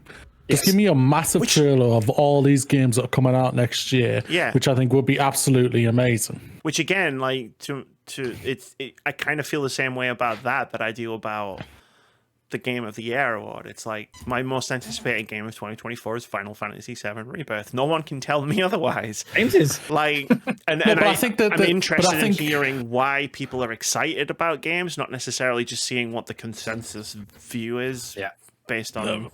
That's fair. I understand where you're coming from with that, but I think, like. For me, my argument, my discussion back would be is that it's a celebration of the future of video games and everything. So seeing all these things, I can appreciate. Mine would be, I would probably reword it of not most anticipated. It would be like the games coming in 2024. No, I'm saying I agree with you. Quotation marks, because we know there's some going to be delayed. Rather than having it be a vote where people vote on like a very small list, I'm saying, rid like, of that. Give me a fucking massive sizzle reel. Yeah, I agree. All of that. Yeah. Yeah, it's like what you were just saying. It's like show me, like get me excited about next year. Like I'm not excited about seeing a fucking poll. Like I can run a poll. Yeah. The thing that gets me about that particular award is that it's a product of which publisher has done the best job of marketing awareness for 2024, rather than because obviously the people who are going to vote for games that they've heard of, about the previous trailer, the rest of to your point, Amy, for sure, give me a head together hype sizzle the amazing games which are going to come out allegedly next year, kind of. So that's a much more valuable use of our time. Put Silk Song in the middle of that trailer. Dash, get my hopes up again. Do it. I remember that game in 2016. I played that game. It was 84 years. Seriously, if you don't start your review with that, Amy, whenever this game eventually comes out, I'll be very disappointed in you, just so you know. I don't know what I'm going to do when that game comes out. For me, I would love to see them. I would flush out the best narrative. I would flush it out into two categories. For me personally, for me it would be best original and best either continuation or adaptation. Adaptation just seems wrong. That seems like I'm going more to. Actually, I have a comment about that category later. Just remind me. But I was going to ask a question about best narrative. It's like, so you have your best narrative, and you have games for impact. What exactly is the difference? Like, not much difference whatsoever. Like, I don't like, and how do all of the games that were nominated for games for impact not end up in the best narrative category? Because surely that's how they were impactful in the first place. I think unofficially one is telling mainstream stories and the other one is telling stories that we don't often hear about, which is a shame. One is for AAA games and the other one is for indie games. That's that's fine for me, is separate them and everything, and hopefully maybe one or at least one maybe small game will get into it, because we all know the big games would still get into it. Like a lot of the sequels get moved, obviously would be moved into the narrative continue whatever word it would be, whatever, for it. And like the new ones would be original, like original ones that are not adapted from anything. It's an original screenplay, original game, original narrative for all this. Right, like glorious movie show host. Yeah.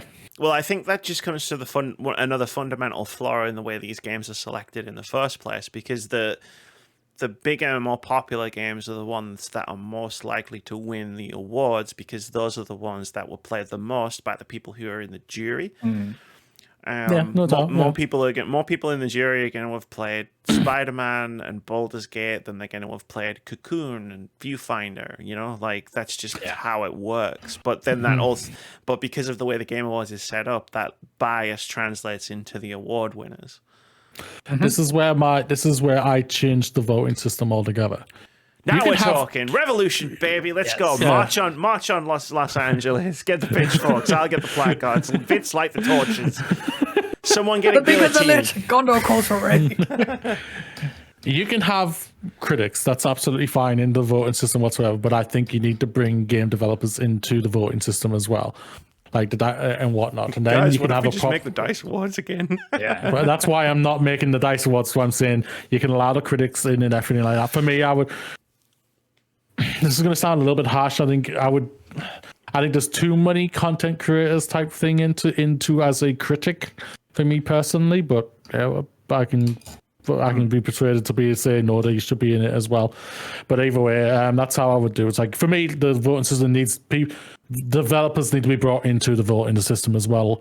And I know Jeff is like, well, you can vote on it. It's live on the website. No, just the critics and the developers. Don't let the audience vote for this fucking thing, because you're gonna get a Sonic fucking thing again, Phil. Not Phil. Jeff, for God's sakes, man. What is it like, with you and Jeff Keighley? You called him Keith for half of last year. I know I did. Now he's Phil. And what's weird about this is we know people with these names. I know. Not projecting at all, people. Not Yeah. I'm not hating on Elenius at all. I have one that I feel really strongly for. So, Jeff, congratulations for building yourself this platform where you get to be the savior of video games and all. Having killed E3 and made E3. You're breaking up. Okay, sorry. Jeff, you've been amazing getting your platform for video games and killing E3, then making E3 your own, and now the rest of it. How can we get some women and people of color up on that stage? Not just token, here we got a person at opening night live, and they're different from the white man that I happen to be. Can we have some representation of some people who we know exist within the video game space, and not just the stereotypical white straight male people that we see? I mean, he's the token white girl on the side who is here to read the advert. Here's the litmus test. Yeah. Here's the litmus test for Jeff Keighley. If your show is less diverse than this podcast, you have fucked it. Yes. If your show is less diverse as that panel for IGN watching, you get your E3 show Summer Case Save, then you've seriously fucked it up. If his panel is less diverse than the IGN panel, you've just torn a hole in the space-time continuum. Yeah. And I don't mean this nastily. You can't use the same token white girl from IGN all the time, Keith. Jeff, see what you've done here, me?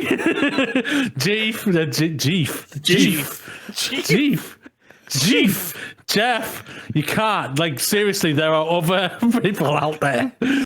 Seriously, not that person, I'm sure, doesn't work their ass off or anything like that, but seriously.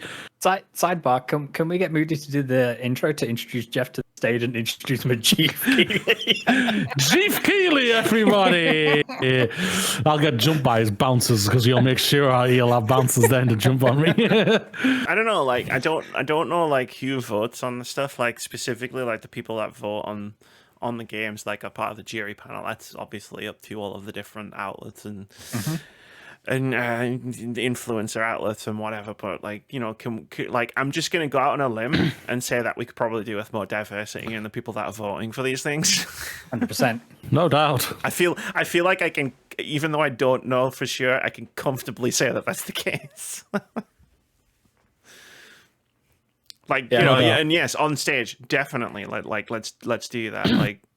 Like, do we have to get the same old crusty old white guys out every year? Can we mix it up a bit?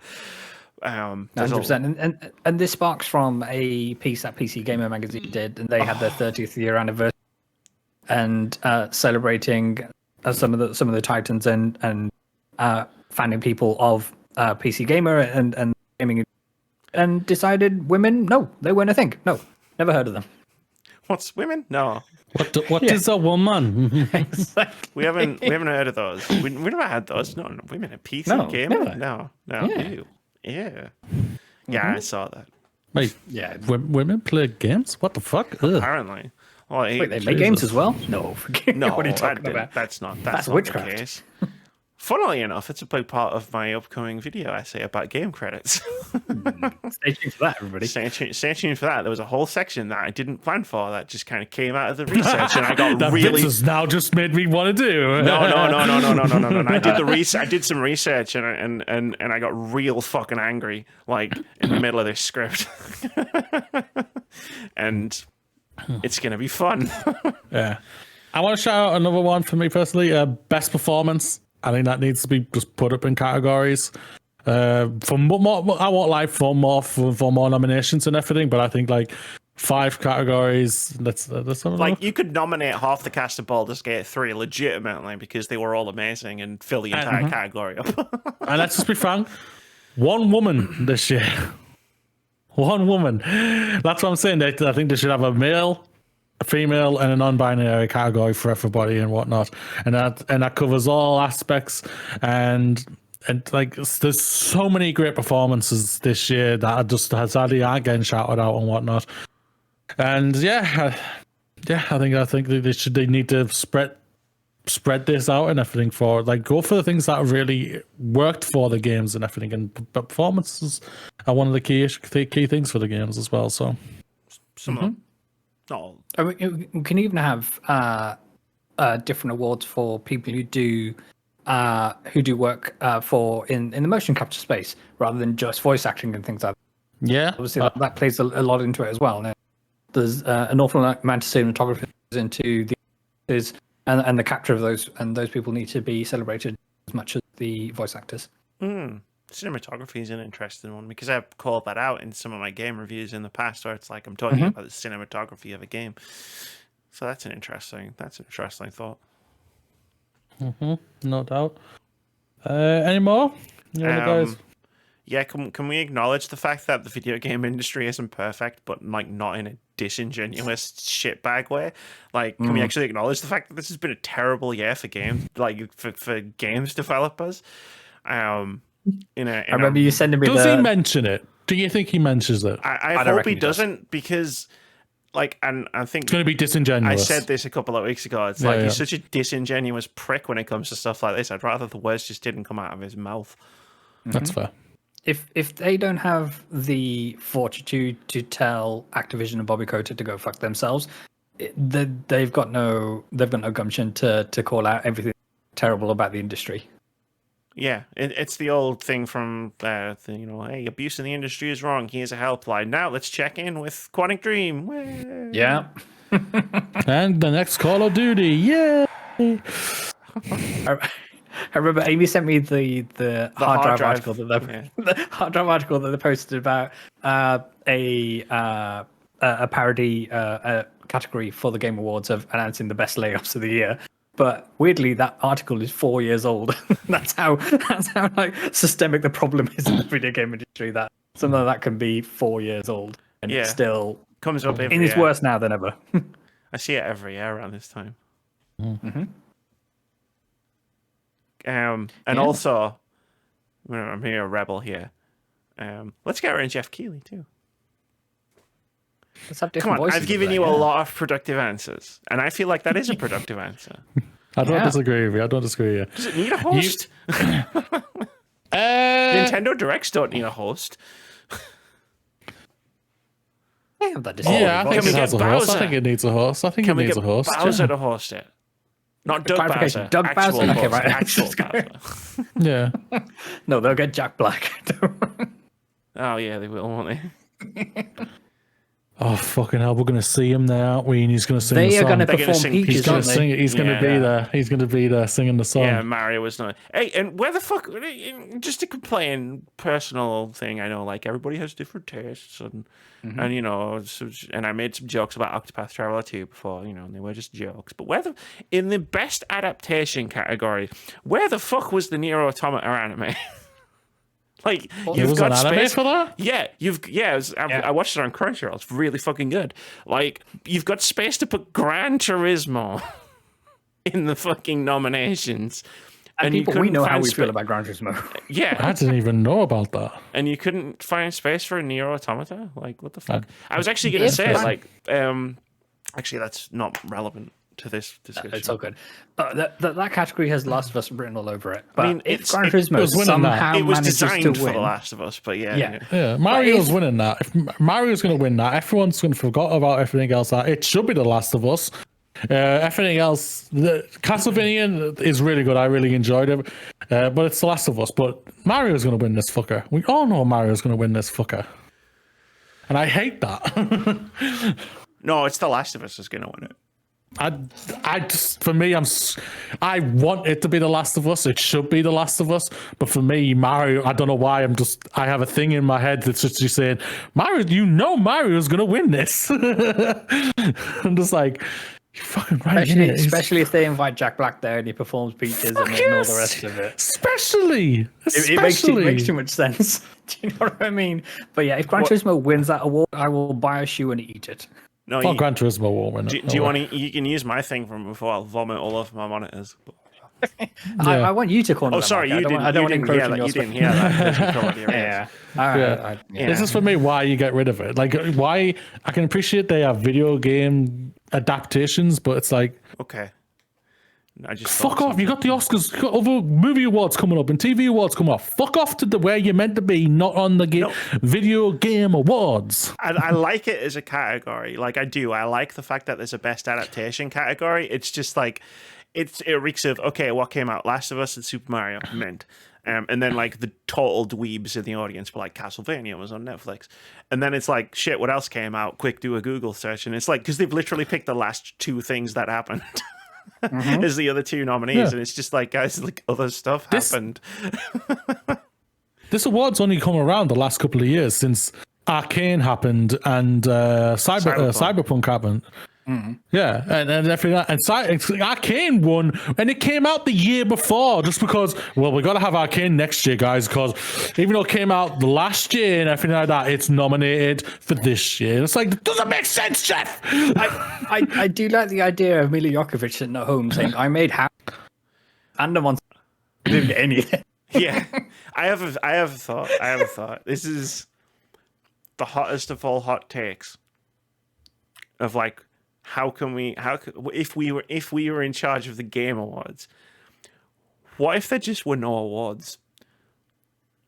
Now, hear me out, because it's obviously called the Game Awards. We have to change the name. But what if instead of it being like all these awards people vote for, and like everybody gets mad at each other because nobody agrees on anything? Like, what if we just celebrated like all the cool shit that came out? Like, instead of there being a game of the year and a best audio and a best this and a best that, it was just like to Vitz's idea earlier about having little pieces about like the different studios of the different games. What if it was just like, hey, remember fucking Sea of Stars? And then there's just a bit about Sea of Stars, and then maybe we could talk to some of the developers. Like, well, it's better than everyone arguing about everything all the time. But then we'll because it's internet, we'll still get, oh, why didn't this developer get a VT made about them, and why didn't this game get featured and all the rest of it? Yeah. I mean, you're not wrong. I love that solution though.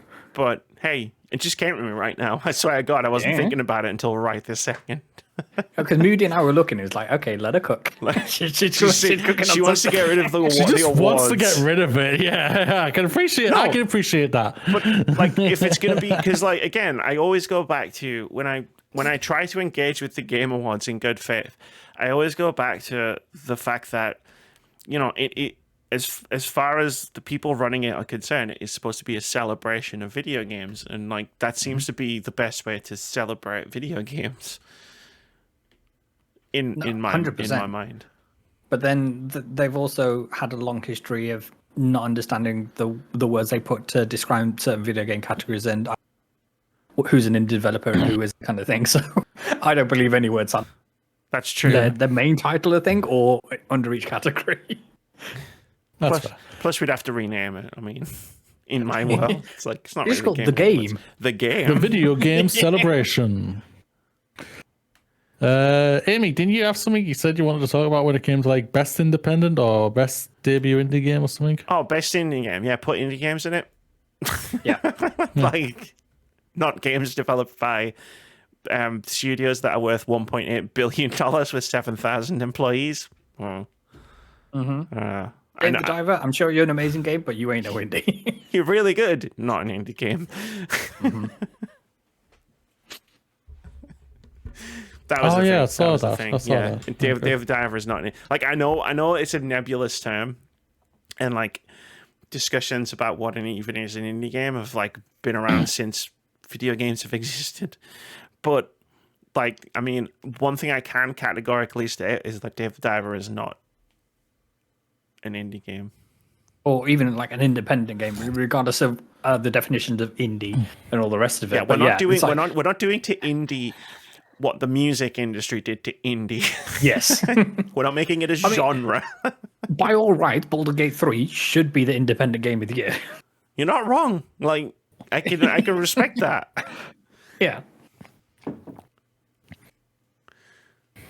I thought you had more to say. You seemed like you had more to say that you wanted to say earlier, but never mind. No, I didn't want to do that while we were talking about the cool indie games. I didn't want to be like, well, fuck you, Dave the Diver. It is a good game. I have played it. I reviewed it with Moody, and it's a really good game. It's not an indie game. Yeah, I think it's an inherent issue with the Game Awards and their categorization and how they choose to label their categories rather than any issues we have with the game themselves. As Amy led with, for anybody who's nominated in the Game Award, we love all of you, and it's a celebration of you and your achievements kind of thing. Just Jeff and his team of the stupid way they've lumped all these together. Oh, I was very clever when I said that. Easy fix with that. Push the awards to January. Allow all the games to come out to be played, at least have a chance to be played, and then get your nominations and everything. Wait until January. February, if you want to go as that late or something like that. To let the entire year be finished, because like there's a few games still coming out. Strong shout, you know. What? We've said this for years. That's a strong shout. We have said that, for years. Like, it makes no sense for it being in December, at the beginning of December whatsoever. It absolutely should be. Like, there's still big games coming out in December. Like, Avatar, I'm not saying it was going to get nominated for anything like that, but Avatar's coming out. You got freaking other games coming out and whatnot. It's like, you got... You're right in what you're saying, because I think Super Smash Bros. Ultimate was a quote-unquote victim of this kind of thing. So was the Star Wars Jedi Fallen Order. It missed out. It didn't get nominated because of it had to be weird. Halo Infinite didn't get nominated because it came out in December. I mean, there was other reasons why. There's other reasons, yeah. They should have delayed that fucker. Whoa, and sorry, whoa. I mean, Halo's dead. Get over it, okay? That's not the point. Even though the player base apparently has gone up right now. That's not the point. I only reviewed it at the time it came out. I don't give a shit what it's like now. Like you said, like it's the simple fix. Just push the fucking awards all the way to January or February at the latest. It's a lazy excuse to say, we must get out before Christmas or something like that. Fuck off, Jeff. I mean, the Dice Awards happen in February. Maybe that's a better way to do things. It shows like the fact that the Game Awards are in December, at the beginning of the December, like shows what I was saying before. It's about marketing. It's not a celebration of video games. It's a celebration of marketing. That's why there's a Game Awards sale right before Christmas. I know why. We know all this, yeah. I know, but they might not. Yeah, that's fair. Now you do. Yeah, now you do. do. I've educated you. Yeah. Capitalism stinks. Yeah. Anything else? Anything else you would want to change or tweak or anything like that off the top of your heads? No. Probably, but nothing I can think of right now.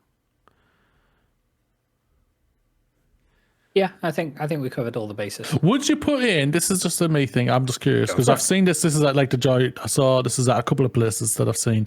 Would you put in best Nintendo, best PlayStation, best Xbox game? Yeah, why not?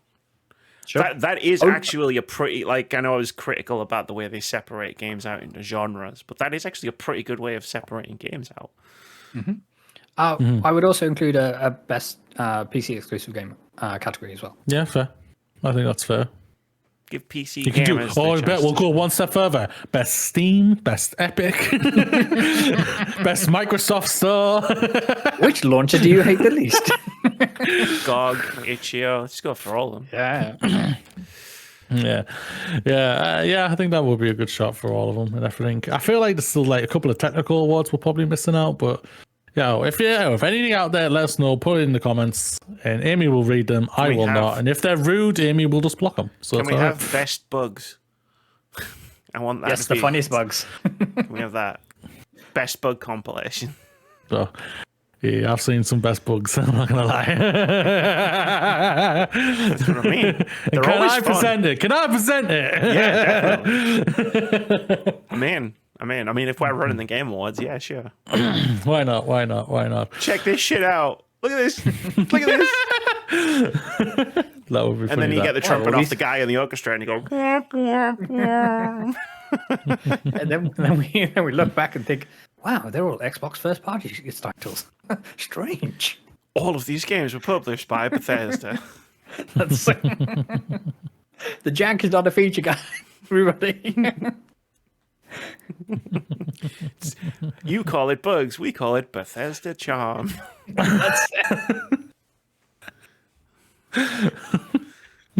Oh, Xbox, you got a game in there. I saw that someone was talking about Xbox being snubbed. Yeah, on the kind of funny Xcast podcast Yeah, this week. talked about it. Yeah, Was that it? Yeah. Yeah, that was Seen the it headline. somewhere. No. No, sorry. It's been an incredible year for the video games that came out. Sorry, Xbox didn't quite measure up. Yeah, and there's no allocation for, as alluded to earlier, participation.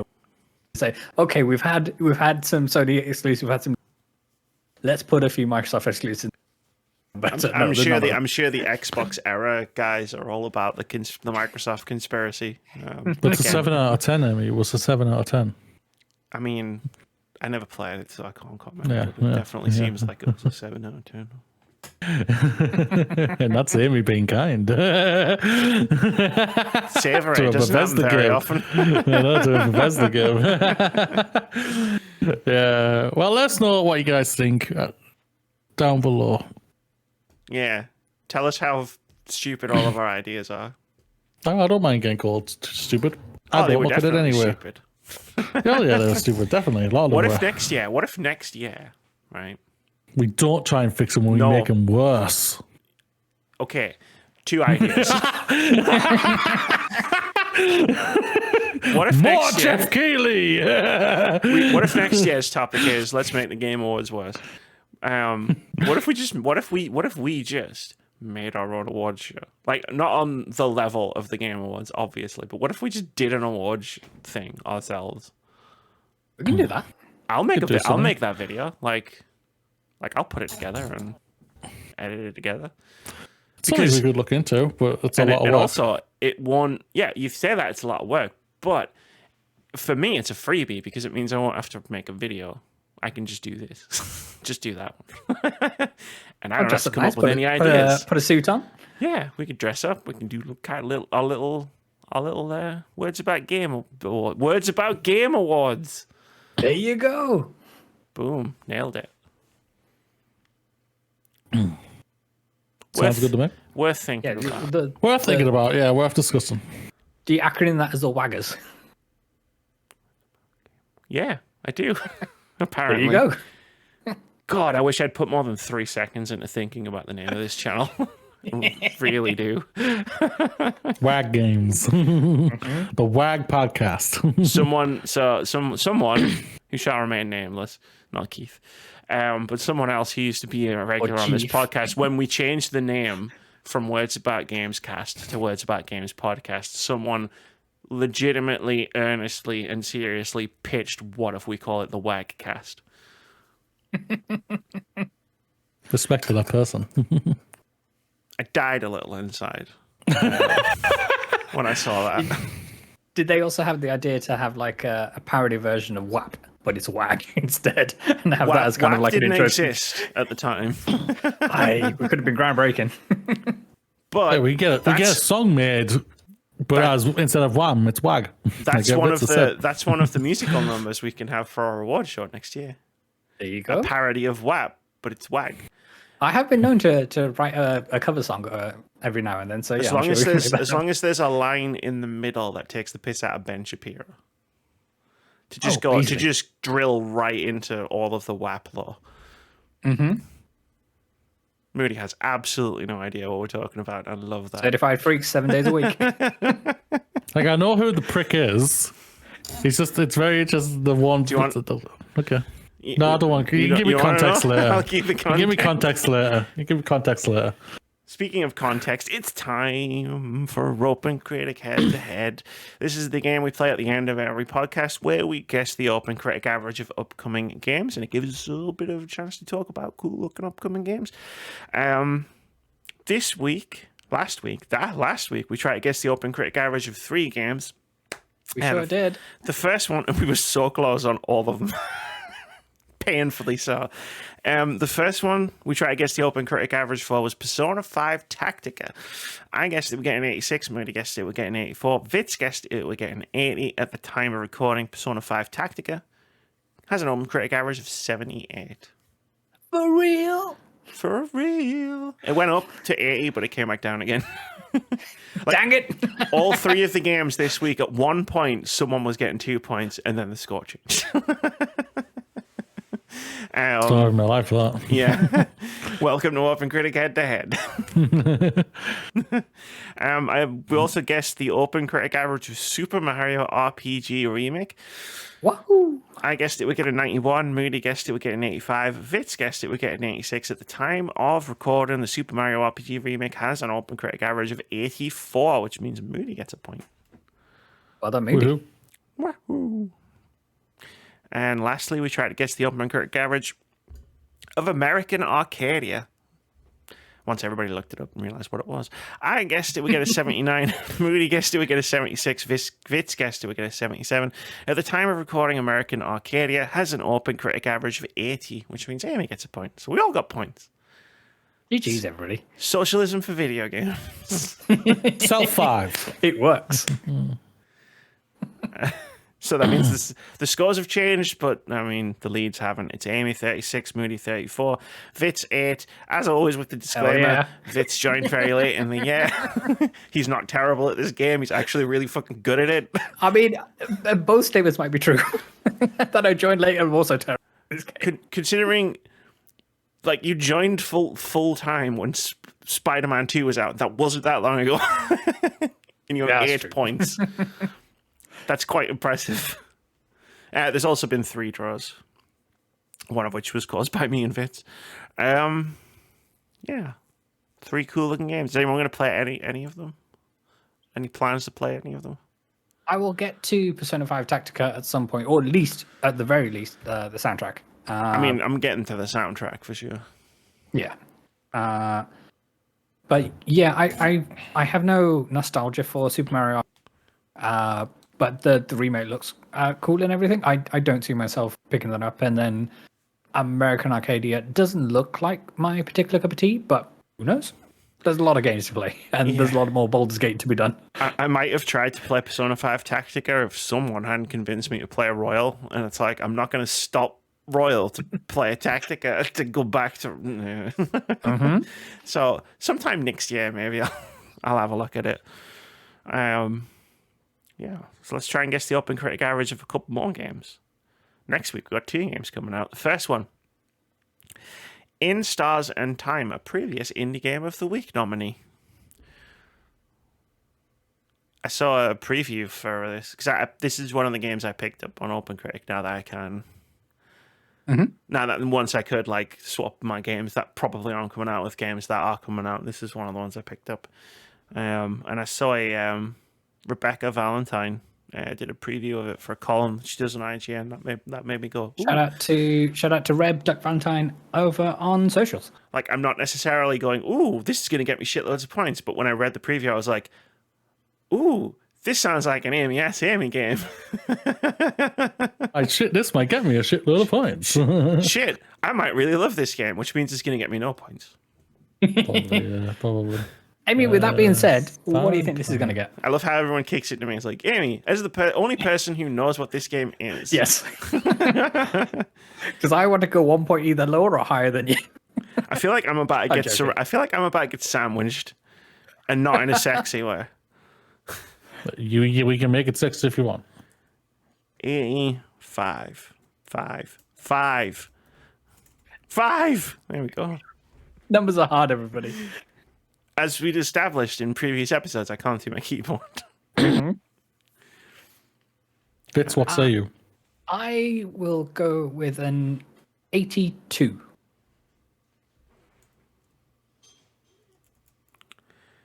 I can find those numbers. That's a W. 80W. It's close enough. You know what? I 81. I'm just going to turn that on. There we go. 81 from Moody-san. Moody-san. Nice. For me, I think this is going to be under 80, I think, personally. I think it's just people just not going to play it as much as... So. Yeah, but that means like, we've had this discussion 100 times. Yeah, on we've had this OpenCritic. discussion before. Yeah, Like, yeah. that means it could go either way. It could really go either way. I know that. It could slay the princess. It could just go. And the next one we're going to guess is Worldless. Ooh, from Courtsync. Yeah. I like Courtsync. We know a person who works at Courtsync. She's really cool. I know a couple of people who work at Courtsync. They are all cool. Everybody who works... I'm going to go out on a limb and say everybody who works at Courtsync is really cool. Mm-hmm. Shout out to them. Shout out Courtsync. Fitz, you're actually technically supposed to go first. Okay, well, see, this is another instance where I haven't got a clue what this game is. So it's very stylish. The only reason I remember it was because of how like stylized it is. Yeah, I remember it from an Xbox thing. With a mind-bending interpretive narrative. Okay, let's go with a 77, please. 77. Where's my mouse cursor? There's my mouse cursor. 79. I just got burned doing 79 instead of 80, but I'm doing it again. Because old habits die hard.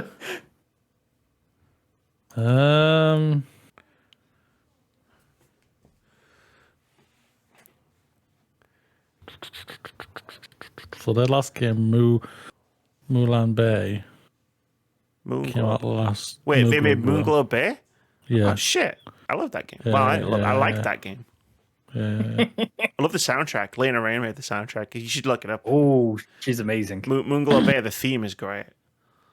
It's particularly like. And that was well received. That's what I'm saying. Yeah, I played it in a Christmas catch up, like later before last. I'm gonna take a stab. You're gonna stab 81. Nice.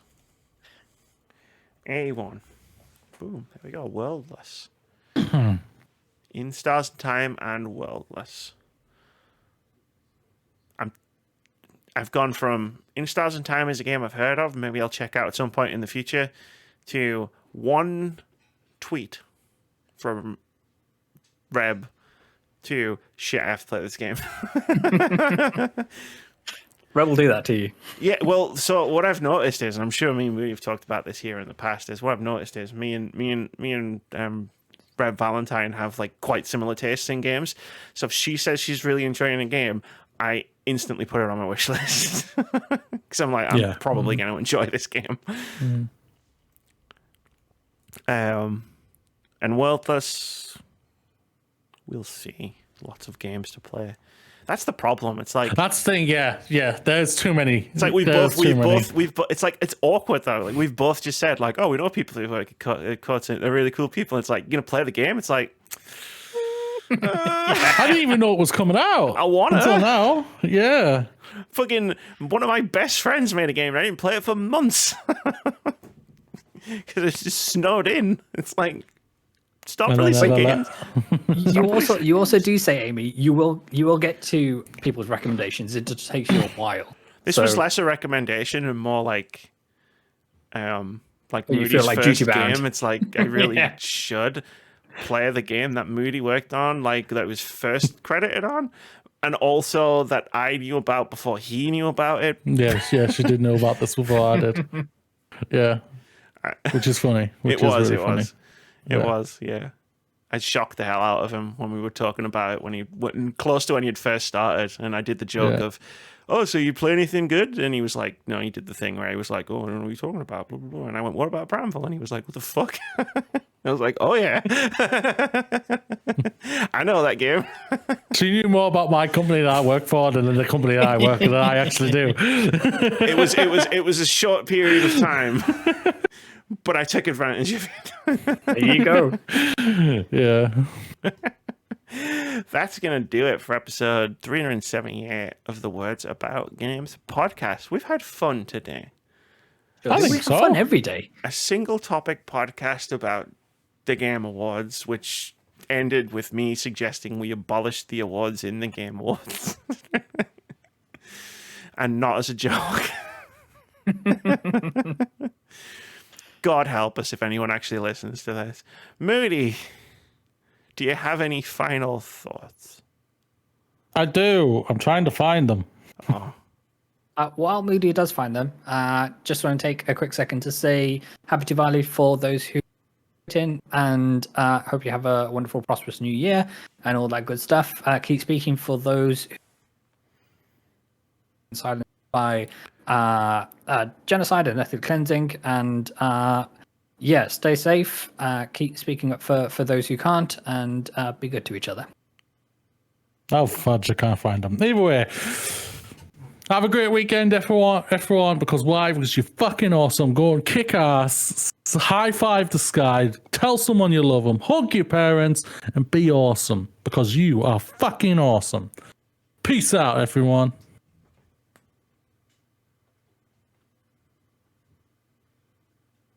It's like, how long are we going to hold it for? I was waiting on you. If I just sit here like this, how long will they sit there like that? Worst thing is, I'm going to find that fucking thing now, and I know I am. Probably.